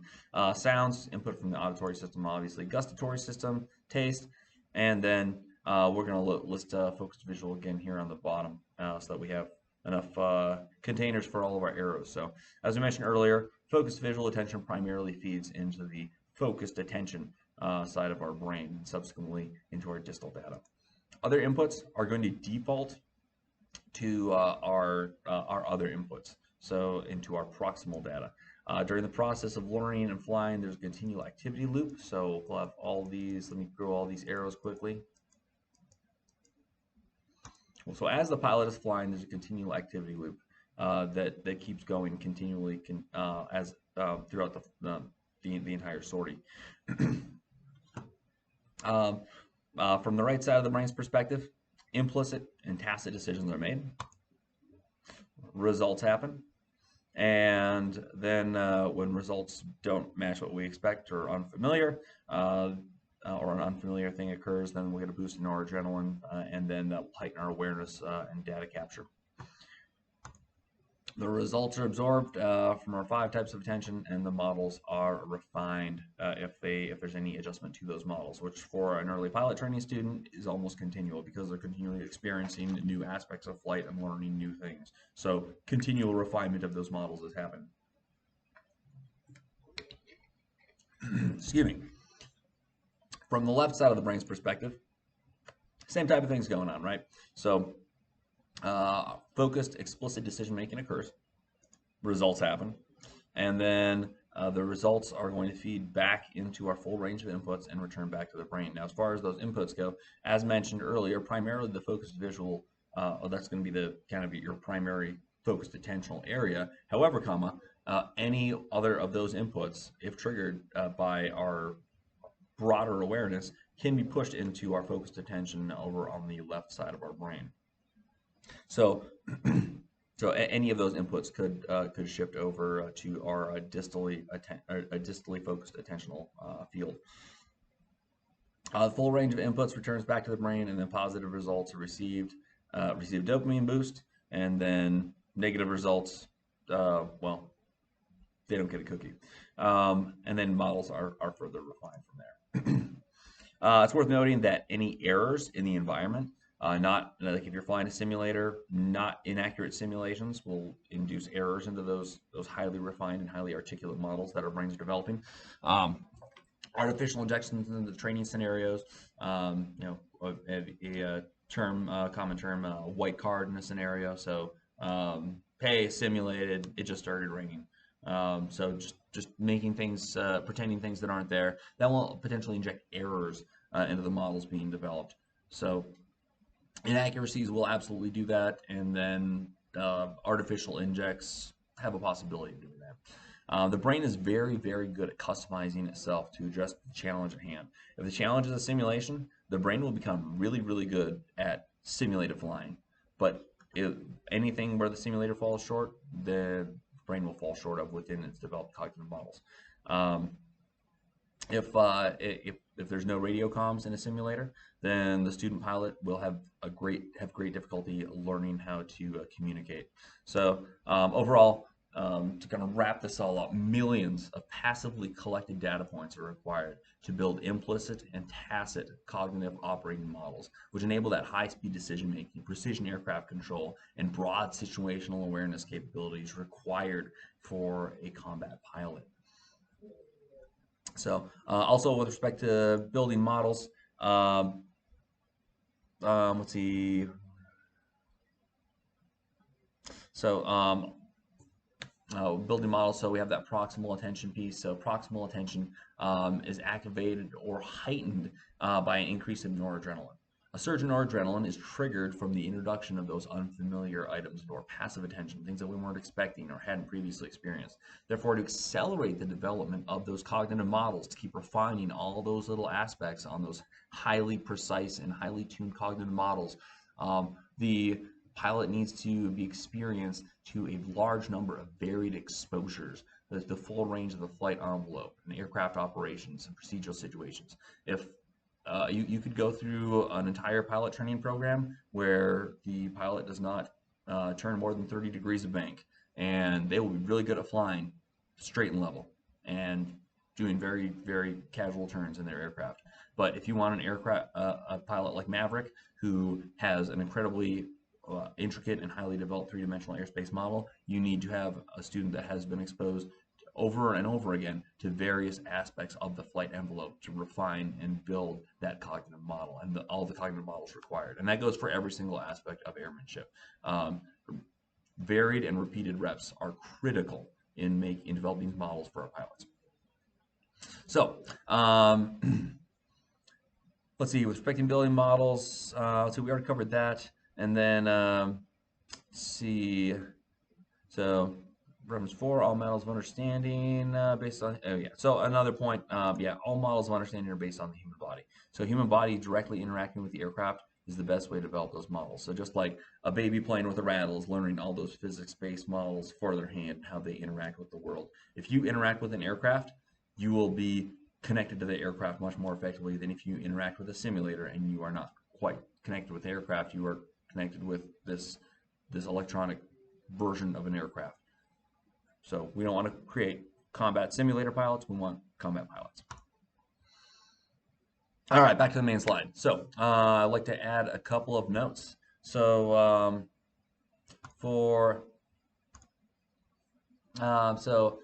first note, cognitive models are the sum total of all of a lifetime of exposure experience. That was already there. Next, implicit and tacit models are best developed through repeated, varied exposures. And then finally, the deltas between training models and real-world models will induce deficiencies and or errors within the implicit and tacit operating models when employed by the pilot. So I've talked about flying, basic flying models and the flying process, but pilot training is constructed of more than just the flying portion. It has 5 primary parts. So talked about the first one, which is flight, and let's take a look at some of the other ones. So we just finished flight, let's go to debrief. So during the debrief, the instructor deliberately focuses on actionable improvement points that the student can make. So actionable information at the explicit level for the most part, where a student can improve. There's also focused sortie mission rehearsal that is conducted in at least some extent during some debriefs. The instructor goes and reconstructs and talks through what happened and what can happen better next time. So this results in deliberate reinforcement of explicit knowledge, which influences the deliberate intent to adjust the models and decision-making criteria. And then some deliberate adjustments to the basic operating models of the student. And then there's a potential for exercise and reinforcement of operating models if there is an effective reconstruction of the sortie done during the debrief. Much more applicable in advanced mission training, not generally done to an advanced level in undergraduate training. All right, next study. So during the truth data focus study, the student pilot will expand explicit knowledge related to the mission, refine their understanding of the flying process. They'll engage in deliberate adjustments to their models of understanding, limited by the influence of conscious thought, of course. And then during the process, there may be some mental rehearsal, which could help adjust some of those operating models as well. Next, we have chair flying. So chair flying is a very highly encouraged activity in pilot training. Which entails active mental rehearsal, sometimes with some physical aspects for the next day's flight. So the student goes through a mental, thinks through and talks through and acts through the process of their sortie for the next day. It gives some reinforcement to the explicit knowledge, but more importantly, active mental exercise. So we'll start building a slide here. So active mental projection and rehearsal, reinforcement and memorization of explicit data, exercise of operating models, and potentially the activation of mirror neurons through that exercise of operating models, and then cognitive model reinforcement and refinement, which would result from that. So theoretically, I found a couple papers that kind of lend credence to this theory and also essentially state the same thing.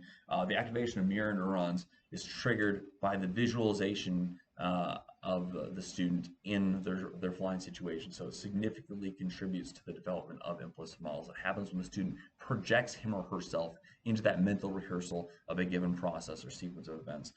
This is especially important for student pilot chair flying, and it likely plays a smaller role, or possibly plays a smaller role during briefs and debriefs. All right, finally the briefing portion. So right before flight, the crew conducts one last chair fly of the mission, known as the flight brief. At least if done correctly, it should be a chair fly of the mission. Excuse me. In the brief, there's a deliberate focus on actionable data points and a brief mission rehearsal. At least in the case of tactical training, there will be a brief mission rehearsal. It's possible that the mission rehearsal will activate mirror neurons and reinforce operating models, but there's no doubt that it will at least induce or stimulate some mental priming for the crew, so they're in the right mindset or headspace for the mission. Now that we've looked through the pilot training model, I'd like to make an overarching note on attempts to accelerate training. So in the past, there's been some kind of out of left field ideas proposed, such as pilot training in a box. You get your VR headset delivered, and in 6 to 9 months of automated learning, you become a pilot. Good job, kid. Yeah, that's not an idea that I'm very sanguine about. Even for the most serious-minded students, shaping the brain of a pilot is a difficult task because being a pilot is just not easy. It takes a long time to make a doctor, a lawyer, a brain surgeon, a pilot, or an astronaut. I mean, why not just propose that we have an MD degree in a box? I can tell you that I would not want a surgeon operating on me if I knew that they learned how to be a surgeon on a VR headset, and I would not want to fly with a pilot who had learned to be a pilot on a VR headset either. Shaping the brain takes time, and it has to maximize each person's neuroplasticity. So to kind of do another boilerplate statement here. So accelerating training initiatives to accelerate pilot training timelines are high risk by default. The process of learning is the process of reshaping the brain, leveraging our neuroplasticity, which is our ability for our brain to shift and change and adjust. It's the process of creating new neuronal pathways, reversing neuronal functions, growing new neurons. The brain can only do that so quickly. There are limits to how fast the brain can create and develop and grow new neuronal networks, i.e. learn and develop. Training can be accelerated with an increase in content, exposure, and intensity, but there are limits. And there are also consequences to trying to shorten our training timelines. Attempts to accelerate pilot training or other shortcuts inherently present risks and should be addressed with the utmost caution. So let's kind of transition into the risk portion of the brief here. So pilot training risks, talk about a little bit of compartmentalization of training, cutting training, and excessive or incorrect simulation use. So back to the brain diagram. Can't get away from this thing. Parts versus the whole is what we're thinking here. So left side, serial thinking. It looks at all the parts. Critical for focused analysis, critical for academic analysis. Right side of the brain, it looks at the whole, the gestalt. Context, value, critical for practical and physically oriented skills. Each presents us with a different view or perspective from the world, leading to a possibility of paradox. In fact, Dr. McGilchrist talks about how we have two sides of the world, two aspects of the world presented to us by the left and the right side of the brain. He devotes a whole chapter of that to his book in The Master and His Emissary. And it leads to some a kind of default cognitive dissonance between those two views, because two different perspectives are never going to match 100%. And sometimes they are somewhat in conflict. So cognitive dissonance is a natural part of human thought in some respects. What's more relevant for pilot training, though, is that pilot training is generally constructed and designed by very smart people who are academically oriented. And as we referenced earlier, those who work in the academic realm have a primary focus on explicit knowledge and are experts at explicit knowledge development. And so there's a high probability and a tendency that left brain thinking and left brain focused learning techniques are going to be injected into that both left and right brain learning process. So a little bit of a left brain thinking biased. We know that the whole is greater than the sum of the parts because we know more than we can say. That is to say, when we break items or entities into small parts, we necessarily miss some of the parts and some of the details because we're using that left side of the brain, that focused high fidelity part of the brain, to take out different little pieces and parts, but we don't have the gestalt whole without viewing from the right side of the brain's perspective, which, going back to Polanyi, we know more than we can say. That right side of the brain, it's the silent side of the brain. It's the side of the brain that we don't actually just take raw data from. We speak from both the right and left side of the brain, but words are developed on the left side of the brain. The right side of the brain is the side of understanding. The left side of the brain is the side of expression, is another way to look at that. So when we break items or entities or processes into parts, we will necessarily miss some of those parts and details and connections that we don't see, which is why it's important to make sure that we don't break pilot training up into a bunch of tiny little strands and then try to repiece those strands together, because we're setting ourselves up for some very aggressive failure if we do that. Put another way, if we use left brain techniques to compartmentalize right brain centric skills, the right brain will have difficulty processing and understanding those skills. So moving into this portion of the discussion, with our focused attention, we see the parts. With our broader attention, we can see the whole. In this case, we see some poor dude here who's about to get hit in the noggin by this rock that somebody chucked at him. That's what we see when we look at the parts and then come up with our gestalt whole. However, those parts were supposed to make a panda bear. We took the parts apart and then we put them together in an incorrect fashion, which I'm trying to teach my student how to recognize a panda bear, and I just taught him how to see someone getting hit in the head by a rock. Um, Now, you might say, come on, Slippin. Nobody can be dumb enough to mess up pilot training so bad that it is just completely an inverse of reality, unrealistic, and just and completely destroy the student's learning. Okay, well, maybe, maybe not. I don't know that you're right, but if I'm trying to teach a student how to recognize a panda bear, there's more than just orientation, size, proportion, emphasis, orientation, spacing. They have to be nearly perfect if the student is going to be able to recognize a panda bear, if the gestalt whole of a panda bear is going to be recognized. Otherwise, you're going to end up with a pretty messed up panda bear. If that's what I'm teaching my student, I don't think my student is going to be able to recognize a panda bear. And maybe Day of the Dead panda bear, but the pilot training is the same way. If we try to reconstruct pilot training at too high of a degree of fidelity, then we are necessarily going to have something out of proportion or out of sync, or we will miss something. So, a word of caution. Compartmentalization comes with inherent risks. So a quick sports analogy to walk this concept down the road a little bit. So your son's football team, they attend 5 different week-long football camps because they want to be the best. So week 1, they're going to learn all the basic rules and concepts. They're going to play Madden 2025 for a week straight, and they will learn the rules. They will learn how the team should move and what they should see moving around on the field. Week 2, sprints, suicides all week long. Speed and endurance is going to be amazing, and they will be miserable all week. Next week, sleds and ladders. They're going to improve agility, and they'll learn how to work those offensive and defensive lines. Next, accurate passing. Everyone's going to learn all the aspects, by the way. It's a full football team of all top line pros. So accurate long passing, short passing. We're just passing all week long. Week number 5. Short and long receiving. We're just going to go learn how to catch that ball. We're going to catch it really close. We're going to catch it way down the field, and we are going to be the best players ever. Next day is game day. All right. How's that going to go? Well, probably pretty terrible in this case, and I think we all know that. Why? It's because the whole is greater than the sum of the parts. We can take all of the individual parts, but they do not equal the whole. So if you've ever coached kids playing football or soccer, you can probably relate to this a little bit because you've seen that aha moment with the kid playing on the field, that moment when all the pieces come together and the player's mind as an athlete understands the game, and all of a sudden that player is way ahead of all the other players because they get the game.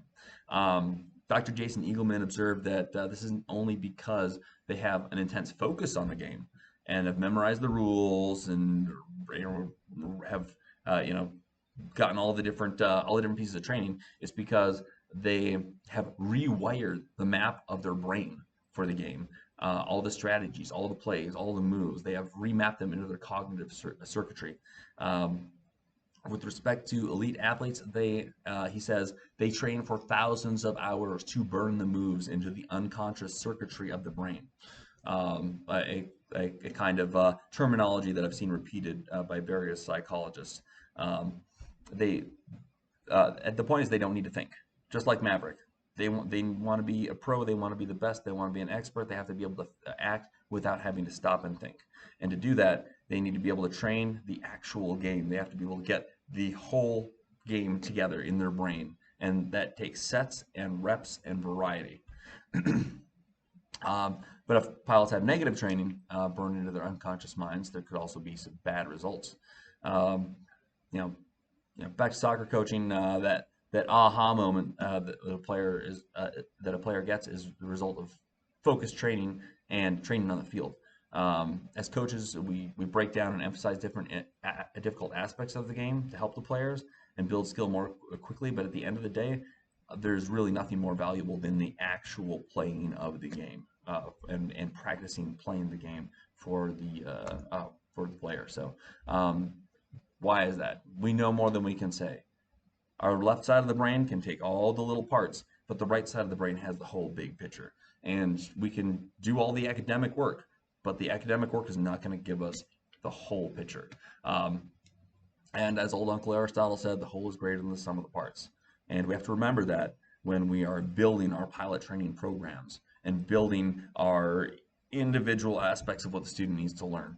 And remembering that it's not just about those individual aspects, it's about a gestalt whole of different aspects of airmanship that they need to learn in contextual flying scenarios with various sets and reps. So let's see, I think we got one more on this page. So breaking the training program down into competencies can help ensure that important aspects of training are sufficiently addressed and not missed. But an overemphasis on dividing training into competencies or KSAs, or whatever term you want to use, risks unhealthy compartmentalization of training elements or training incoherence or negative training.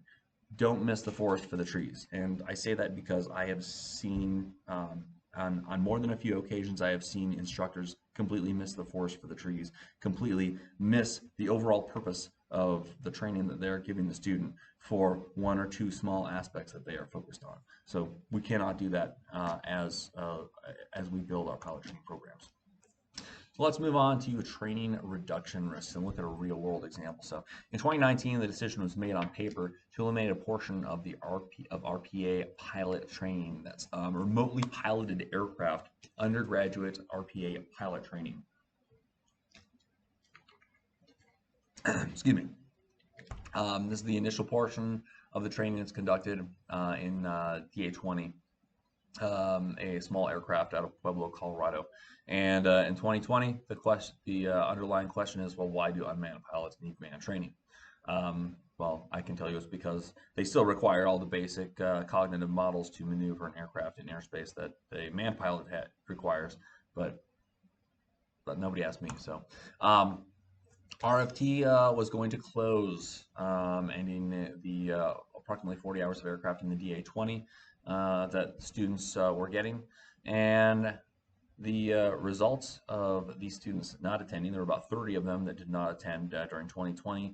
COVID was kind of the springboard to try to push this initiative, and those students suffered horribly in their performance, both in the undergraduate pilot training simulator course and their follow-on training for their actual platform, which in this case would be the MQ-9. It was very, very, very pronounced how their performance dropped and how much lower their performance was compared to the other students. So the next year, later that year, the RFT was completely reinstated. All students were still required to attend because they realized, oh wait, unmanned pilots do need to have some manned pilot training. Not a surprise from my perspective, but at least at the end of the day, the right answer was, or the right decision was made. Unfortunately, no additional training was afforded to those students, so they are just left to try to develop those cognitive models without ever actually sitting in an aircraft, which is a big challenge for them. So, in my humble opinion, any highly experienced instructor should have been able to predict that outcome of removing RPA training, RPA flight training from the program, but it's the only opportunity for students to develop a good, solid physical aerodynamic-based spatial models, those close, medium, and far spatial models, as well as opportunity to operate on the radio, since the next portion of the training is all in the simulator. So let's look at the inputs of the brain and kind of the model that we've brought from further back in the presentation, and see how that compares. So not ever being in a plane, well, their focused visual is going to be degraded. Peripheral vision, they're never going to get that opportunity just flying a sim. Proprioceptive, their body will never move off of the ground. Olfactory smell, they won't even get to smell JPA. Musculoskeletal, no feedback from anything except sitting in a chair controlling an aircraft on the ground. Somatosensory system, zero input. Auditory, they're not going to get all the different sounds and sensations that come with flying an aircraft, which are all important in building that physical model. Because remember, our minds are all understand the world through our bodies. So what we learn physically and physiologically through our bodies is going to be very important, especially for the pilot. Vestibular system, zero. Gustatory, I guess that taste of stomach acid coming up to your mouth when you start getting airsick will not exist. And then finally, focused visual, still degraded. So a lot that the students were losing based on this model that has been presented today by not attending this training. So trying to learn to be a pilot with nothing but simulators is not a whole lot different from learning how to play football by playing Madden and then maybe going and doing part of that football camp that we talked about earlier. All right, so let's take a look at this next version of the model. So cross-check is definitely going to suffer from not being in the actual aircraft, partially from the question of motivation. When you're in the aircraft, your threat to your life and limb is very visceral, so you'll be very motivated to keep a very good cross-check. Decision making also is going to be degraded because you're not making a decision for an actual aircraft when you're in the simulator. Stress tolerance definitely damaged because the stress of being in an aircraft, actually physically having your body in an aircraft, is different than being in the simulator, and it's more visceral.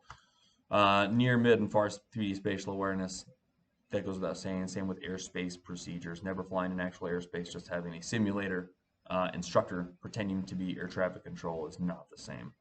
Significant degradation there. Aircraft procedures, again, never actually sitting in an aircraft, only in a simulator. You are not going to have the same aircraft procedures. There will be aircraft procedures that you do not conduct at the same level because you're not actually at the airfield doing all of the things.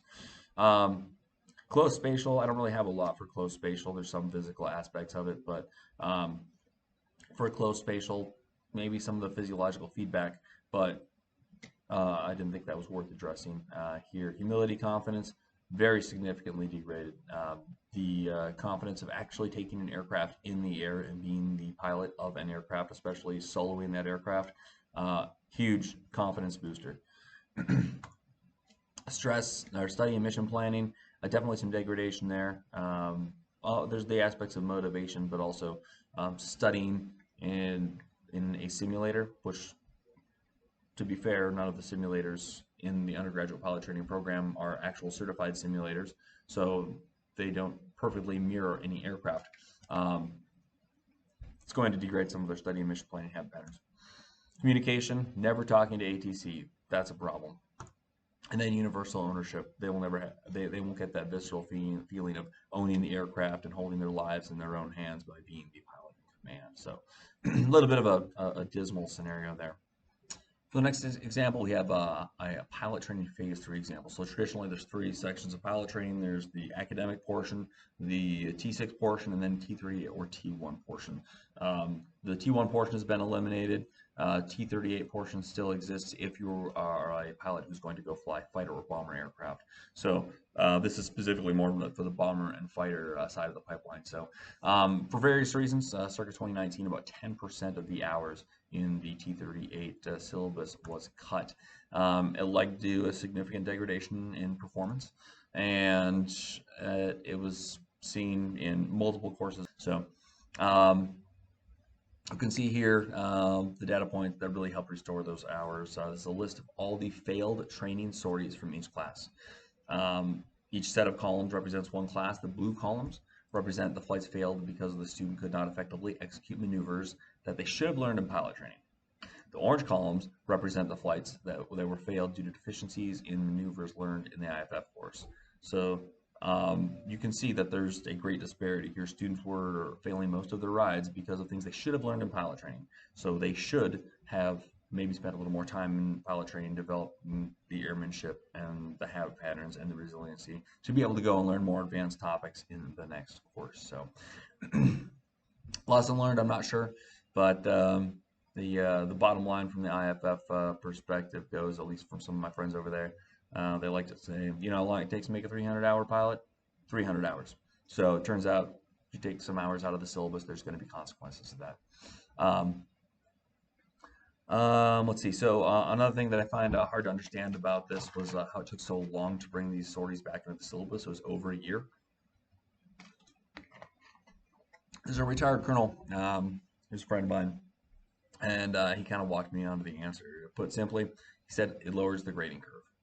So the way he described it, well, first for the diagram here, you see here's generalized graded distribution. So 100% up on top, your super sharpest student, and then down on the bottom you got the wedge down around 70, 75% ish. So and this is 75 pilot training students. So the syllabus flight hours, cut it by 10%. And what's going to happen? Well, you're going to have a cut in proficiency of the students. Every student is going to be slightly less good than they were previously. Now, this friend of mine, this retired colonel, told me that when the syllabus was cut, then the response from the people who made the syllabus, well, first of all, the students' grades dropped, but then the students' grades rose up again.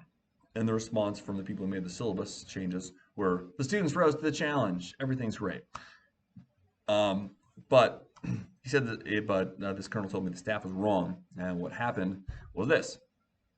So this was the original curve.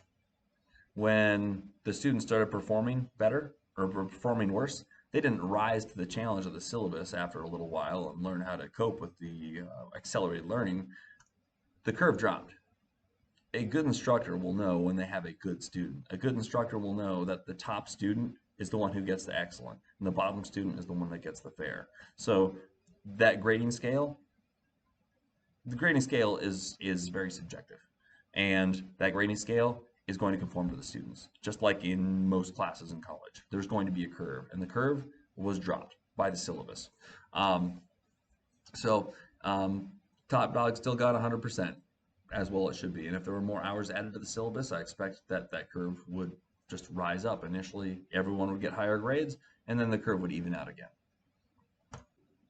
All right, so we'll finish off the discussion with some simulator data points. So first off, we'll start F-16s. So I'll start off by saying that this particular example is surface level analysis. I do believe it is valid, but it does come with personal interviews with F-16 instructors at home. And long story short, the first portion of the F-16 syllabus is conducted in the simulator. And when the student gets into the aircraft, their cognitive operating models for the aircraft have been developed. 1G, 0 knots ground speed. So that leaves some gaps in their process. So focused visual, and peripheral visual, the sims are pretty good, but proprioceptive, and then moving down the line, we see definitely in the physiological or the physical areas of input, definitely some damage that's being done there through that deficiency. So let's take a look at the basic airmanship model that as defined earlier. So cross-check models, going to be suffering a little bit because you're under less stress when you're in the simulator, so you're not used to conducting quite as aggressive or quite as dynamic of a cross-check.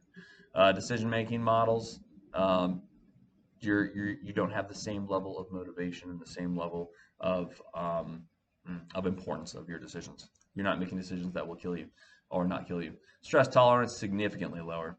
Spatial models all damaged, especially near spatial models. As far as 3D spatial models, not quite so much. Airspace procedures, not really. Aircraft procedures, definitely suffering from that lack of operating in actual airspace with actual controllers and other actual aircraft. Tactile close spatial, probably going to cause some issues there since you have a simulator and not an aircraft. Humility confidence, you don't get much confidence sitting in a sim. Study and mission planning, communications, all receiving mild degradation, and then universal ownership. Obviously, that kind of feeding back into the humility confidence aspect. It's just not the same being in a simulator in a very controlled environment that does not have all the different little details that come with the real world. So ultimately, according to the schoolhouse instructors that I have interacted with, new pilots aren't really physically prepared for the stress of flying. It's 110 degrees on the ramp. You've got high G's. You got to work with ATC. It's just a lot more stressful than sitting in a sim. New pilots consistently demonstrate abrupt and choppy aircraft handling because their brains are slowly building all those missing physical data pieces of the aircraft. So they're used to just moving the joystick with no physical feedback. Now all of a sudden they have to learn that. Pilot proficiency is not quite where it should be per the instructors that I've spoken to. So not used to the stress, abnormally abrupt with their movements, and then and also suboptimally proficient, and then partially as a result of that very abrupt and unmeasured movement from not having flown the aircraft, a lot of quick onset Gs. The students are very exhausted when they finish their sorties, and in many cases too physically and mentally exhausted for effective debriefs during the first 1 or 2 sorties. Trade-offs, obviously. Flight hours are expensive, sims are cheap, so the first few sorties in a simulator may be worth the excuse me, the sacrifice of the first sortie, meaning having a highly effective debrief. And it may be worth the extra, maybe a little extra stress put on the aircraft from the quick onset Gs that the student pilot will be applying to the aircraft because of a lack of experience. But the lack of effective cognitive models for flying an F-16 by flying in the sim are still very evident there. So no direct feedback, mostly an observation. All right, URT phase 3. Here's kind of a fun one for me. So here's another quick example. Prior to 2019, the undergraduate pilot training course consisted of 3 phases. So phase 1, IRT, that kind of the DA-20 Pueblo, Colorado program that we talked about. Phase 2 was T6 simulator, and then it's kind of like a micro version of undergraduate pilot training that the manned pilots go through. And then the third portion was kind of a familiarity. Okay, here's the basics of unmanned aircraft work, and then here's a little desktop trainer. So it was an NQ1-ish part test trainer. I mean, it's good enough for government work, seemed to work, and get students out so they can get to the schoolhouse and without breaking too many things. So in 2019, there was a proposal that was approved to eliminate phase 1 and 2 and replace all training with a totally fabricated aircraft. Yes, you heard that right. So this new aircraft would be an optionally manned T6.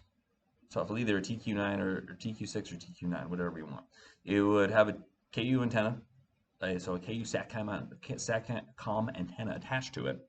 It would be flown from an MQ9 cockpit, or an MQ9-like cockpit. It'd have a targeting pod attached to it. The TOs would just be made up for the aircraft. They'd have to make up TOs for this imaginary aircraft. No associated AFIs, but who reads the AFIs anyways?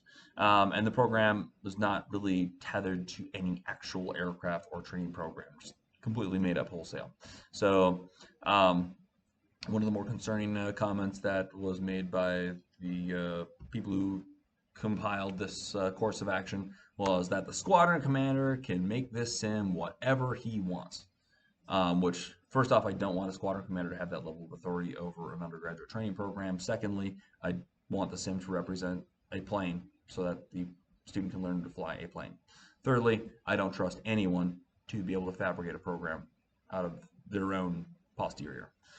So I fly in a T6, put a little targeting pod on that guy, right over there, and then we'll slap a KU antenna on top of it. Now that's what I call a flying program. You know, let's throw some AIM-9s on there just for funsies. So the squadron commander can make it whatever he wants. Sounds great.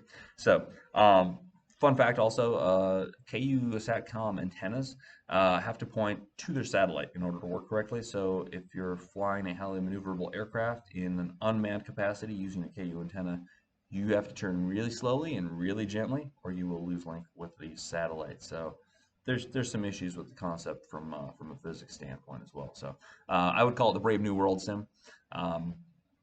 So at any rate, let's move on and see how this measures up. So we've let's look at our same roadmap that we've used in the past. So focused visual, nope, not applicable to reality. And you know how this is going to go. This is completely fabricated. And it's a simulator, so you're not in an aircraft. You're not going to get any of the good development that the brain needs to be able to conceptualize and build a physical and spatial and aerodynamic based models to fly an aircraft. That's no surprise for anybody. The human mind grows and develops in the world around it and the problems that's presented to it. If you train the brain on a physical simulator, it will get really good at controlling a physical simulator. But positive training will only occur in those places where the real world has overlap with that simulator. And the portion of this model being developed with seems greatly composed of errors and incoherent models and negative habit patterns, all of which will probably come back and bite the pilot later on during operational flying, or has the potential to do so. So, errors, a lot of errors injected into this flying process. So, this is going to be a little bit painful, but let's go through it. So, cross-check models. They're going to be based on a sim that doesn't actually represent reality. Decision-making models. They will suffer because there's no real-world template to work off of in the context of flying, and no valid truth data to govern decisions.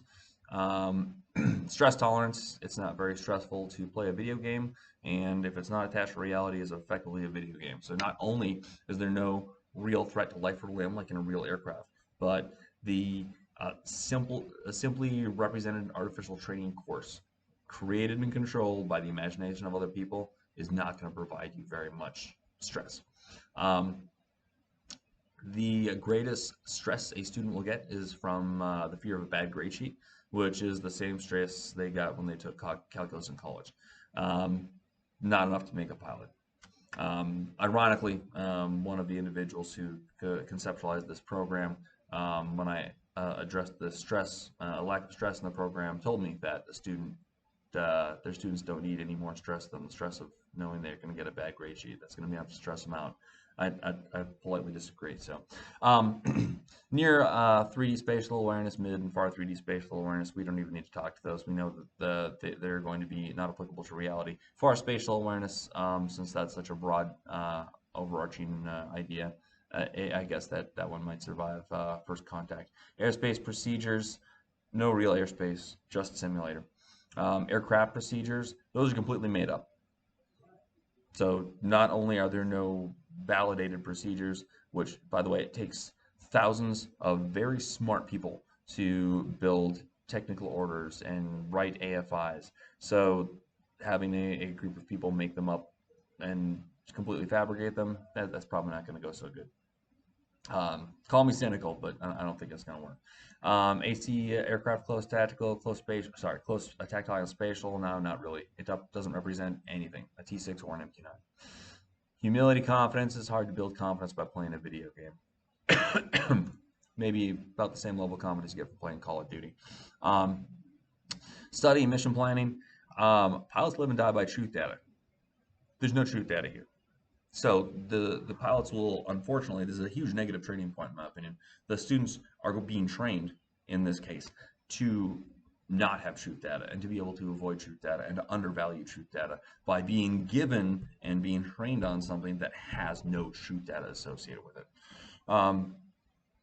Communication. I don't think this classroom learning would suffer, but habit patterns, communication that you learn in a simulator is not going to match real world comms or the deficiencies that you get in real world communications. And then finally, universal ownership. Hard to have ownership when it's just a video game. So you can cosplay some CRM into the course, but that's not going to do a lot to develop pilots who need to instinctually take responsibility for all of their crew members, all of their aircraft, and all the aspects of their flight. So the good news is that following this, the first portion of the roadmap was to get rid of IRT, so get rid of the DA-20. Well, due to the impacts of that, the IRT program is going to stay. That was very well, that was forced. So that's the good news. IRT is going to remain in the program. Unfortunately, the T6 simulator portion, which is effectively a short version of undergraduate pilot training, is planned to be removed from the program when this homemade TQ9 sim is fully operational. So that homemade sim is still meant to happen, but now the TQ9 is not as egregious as it once was. Now it has changed to an imaginary version of the MQ-9, so it is MQ-9-like, which is at least an improvement. Unfortunately, this aircraft is not an MQ-9. It's a simulator that is like an MQ-9 with an MQ-9-like HUD and similar systems. The control interface is 100% different, and it is built from the ground up by a local squadron team. There's no physics model for the aircraft, no valid physics model for sure. The simulator is built up from a side branch of an AFRL concept to control multiple aircraft from one location called Vigilant Spirit. TQ9 training device has no legal checklist, no technical orders associated, nothing. There's no regulations or Air Force instructions associated. It's not a real aircraft. More importantly, it lacks a visceral connection to reality, which promotes the development of valid cognitive operating models needed by pilots. So, cool. So that's enough depressing news for now. I can't handle anymore. But let's move on to some happier topics here after I finish building this slide. C-130J. So, mighty C-130 has a full motion simulator. That means that simulated cockpit sits on top of a set of hydraulic shafts which move and adjust the aircraft elevation and angles to reasonably simulate actual aircraft movement. It's not perfect, but it's pretty dang good. And it's been found to be very effective, particularly for night vision goggle training. Why is that? Well, first of all, NGVs give a limited field of view, so it eliminates the risk of unrealistic peripheral vision feedback. Pilots are only looking in one direction at a time, so you have a decreased input from your distal system, if you will, or sorry, your proximal data input, if you will. There's physical movement associated with it, which makes it more realistic. And the fact that the simulation is not being used to establish a baseline reference for airmanship or baseline elements of airmanship. At this stage of training, your pilot should be fully and completely, like they have their wings, they should be an actual pilot. They should have fully complete initial training models established. And they should at least be somewhat experienced in the C-130 at this point. So, all the different airmanship, so we'll take the same chart as before, see how it addresses all these different airmanship models. Oh wait, we don't care about those as much because those have been developed. The purpose of this is not to develop your cross-check, your FAR 3D spatial awareness, and all that. This is to inject an advanced concept and possibly refine some of your other models with respect to this concept. So NVGs, primarily is going to be your habit patterns, both physical and practical. Implicit and tacit, as it were in this case. So, additional skills being introduced and refining, not developing, but refining those basic pilot models. That sounds like a good use of the sim to me, and it's been found very effective to train in the C-130. So, another good example, defensive counter-air. So, fighter aircraft engage in a range of air-to-air tactical scenarios, one of the most prevalent of which is defensive counter-air, or DCA. So defensive counter-air training has found some pretty solid advantages for training in the simulator. So why is that? Well, first off, there's safety considerations. When air-to-air training takes place, there's a heightened risk that two high-velocity hunks of metal are going to smack together in the middle of the air and cause a bad day for everyone. So to mitigate air-to-air collisions, there's several safety rules that have to be followed, or a whole range of safety rules, honestly, that has to be followed, which makes the training less realistic. In the simulator, there's no actual risk that exists, and so those rules don't exist. Red air and blue air assets, they have to adhere to specific training blocks that makes training less realistic. There's knock it off criteria. That's knock it off means there's a safety of flight issue, and you need to stop the training to make sure that a dangerous situation doesn't turn into a bad situation or a worse situation. Red air assets are limited. Flying time is expensive, and you can only get so many people to pretend to be the bad guys. So aircraft time is money. There aren't enough resources to supply a large number of red air assets in most training scenarios. So in the sim is lower cost, obviously, still expensive, but way lower cost than aircraft time. And you can put as many aircraft in the scenario as you want to. So you can have a massive red air team that they can come in and fight without having to generate a whole bunch of aircraft sorties. Even overwhelming enemy forces can be introduced in the simulator, which is a huge benefit when developing tactics and trying to get to that high fidelity fighter pilot model like Maverick. Training is conducted in the same airspace over and over and over again for live flying. So get a little bit of the Groundhog Day syndrome going on, and that degrades training as well. So, and then training, let's see, simulation. So yeah, in a simulator, you can fly wherever you want. You can, you can fly over your scenarios over New York or Paris or Antarctica or the Nevada Test Training Range if you want to. Just like the C-130s, all of those airmanship models are being refined, but we're not developing the basics of those airmanship models. They are already established. So for defensive counter air, then we are introducing or refining an advanced concept. So in this case, the sim is extremely beneficial. And that's a little bit of the same thing when we talk about emergency procedures. There's safety considerations there. So we have to use the simulator. But in this case, some significant benefits that the pilots get from training in the simulator. All right, a quick note on VR. So I talked about pilot training in a box and VR. So why not VR? Am I just being a curmudgeon? I'll just very quickly talk to this. So close spatial considerations. Augmented reality, is it any better? At the end of the day, there's some areas that are going to suffer. Your near 3D spatial awareness will suffer. There's a lot of things that will suffer. But aircraft close tactile is the one that I personally am most concerned about, as well as your aircraft procedures. I just didn't build up the slide quite as articulately as the rest of them. When you're sitting there with a VR headset, your actual physical faculties that you will be using in your cross check or to move around and reach and touch things in the air, aircraft, your perception of where your body is, where your hands are, which is going to be partially determined by your peripheral and your focused vision, don't exist. So that's big negative training, in my humble opinion. Also, I have not heard anything, but I've heard mostly negative feedback on the VR training from my undergraduate pilot training counterparts. So I will leave that where it stands and not advance that topic anymore in this discussion. So bottom line for sim training. Sims are great when they're used correctly. So simulators in particular are useful for training which would be dangerous to execute in the aircraft, such as emergency procedures or certain air-to-air training. Simulators can be helpful for basic introduction of new concepts. So if available, they can be used for chair flying for students. They can be used for teaching advanced concepts which build on a firm airmanship foundation, so that we aren't trying to establish airmanship with the sim. The basic airmanship elements are there, and then we refine and build other elements on top of that with the simulator. When a simulator training potentially damaging to pilots? Well, when it's simply used as a tool to save money is one answer. Like Simon Sinek said, start with why.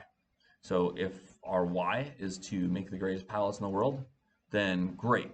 We're going to make the greatest pilots in the world. If our why is to save money, then we're not going to make the greatest pilots in the world. We're going to make cheap pilots.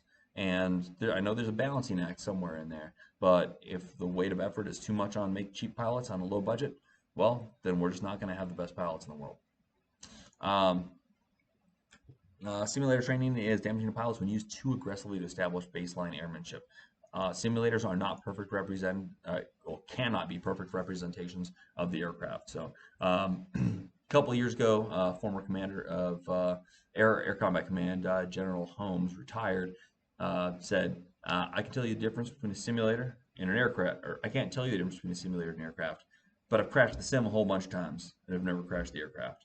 So yeah, bottom line, they can't be 100% represented in the real world. Our brains are likely the most complex things in the known universe. If trained on a simulator, our brains will shape themselves. This most complex thing that we know exists will shape themselves around a less complex thing that we created called a simulator, with all of its associated flaws and deficiencies. This leads to the third main pitfall, which is realism. So if a simulator is not truly optimized to mirror the real world or aircraft, they'll provide at least some negative training, and that negative training may manifest itself later on in students' training or in real-world operations when managing a complex emergency or flying a complex mission set.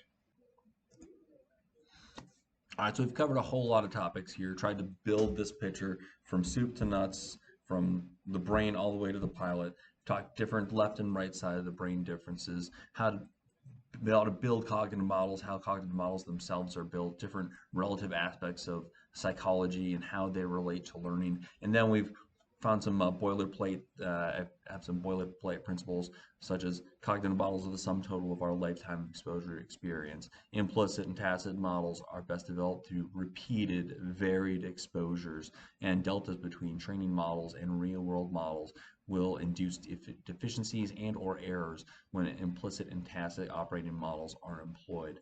We've also emphasized the importance of stress inoculation for the pilot, and then gone through and built out overall pilot training models needed for the undergraduate pilot, for the combat pilot later on, and then talked through the pilot training process, and then some pitfalls and benefits that we can gain from using the simulators as well. So, in sum, the design of pilot training programs in the Air Force has suffered from an excessive focus on explicit knowledge-based learning styles, breaking training apart into small details at the cost of seeing the big picture, i.e., missing the forest for the trees. Trying to find ways to save costs by cutting training or shifting to simulator training. Trying to find ways to change for the sake of change under some belief that technology and science will solve all of our problems. In order to improve pilot training and produce the best possible combat pilots for the Air Force, the training mindset has to shift. First of all, to start thinking in models, because we are developing models of operation for the pilot, not just skills, knowledge, and abilities. We are literally making models that have to live in a gestalt whole of how the pilot operates. We have to build the pilot as a whole. We need realistic and intense training with sufficient sets and reps to develop those pilot models. We need to build all the core elements of airmanship and ensure that our training is not just focused on these 8,000 little KSAs, but building the core elements of a pilot. The willingness to invest time and capital required to make great pilots, and then finally, avoiding the temptation to defer training and airmanship development later on in training, where the flying hours are more expensive, mistakes are more costly. So, that concludes my presentation. If you're still here, thank you so much for giving me your time. Feel free to reach out and provide any input you have for me. And thanks a lot and have a great day.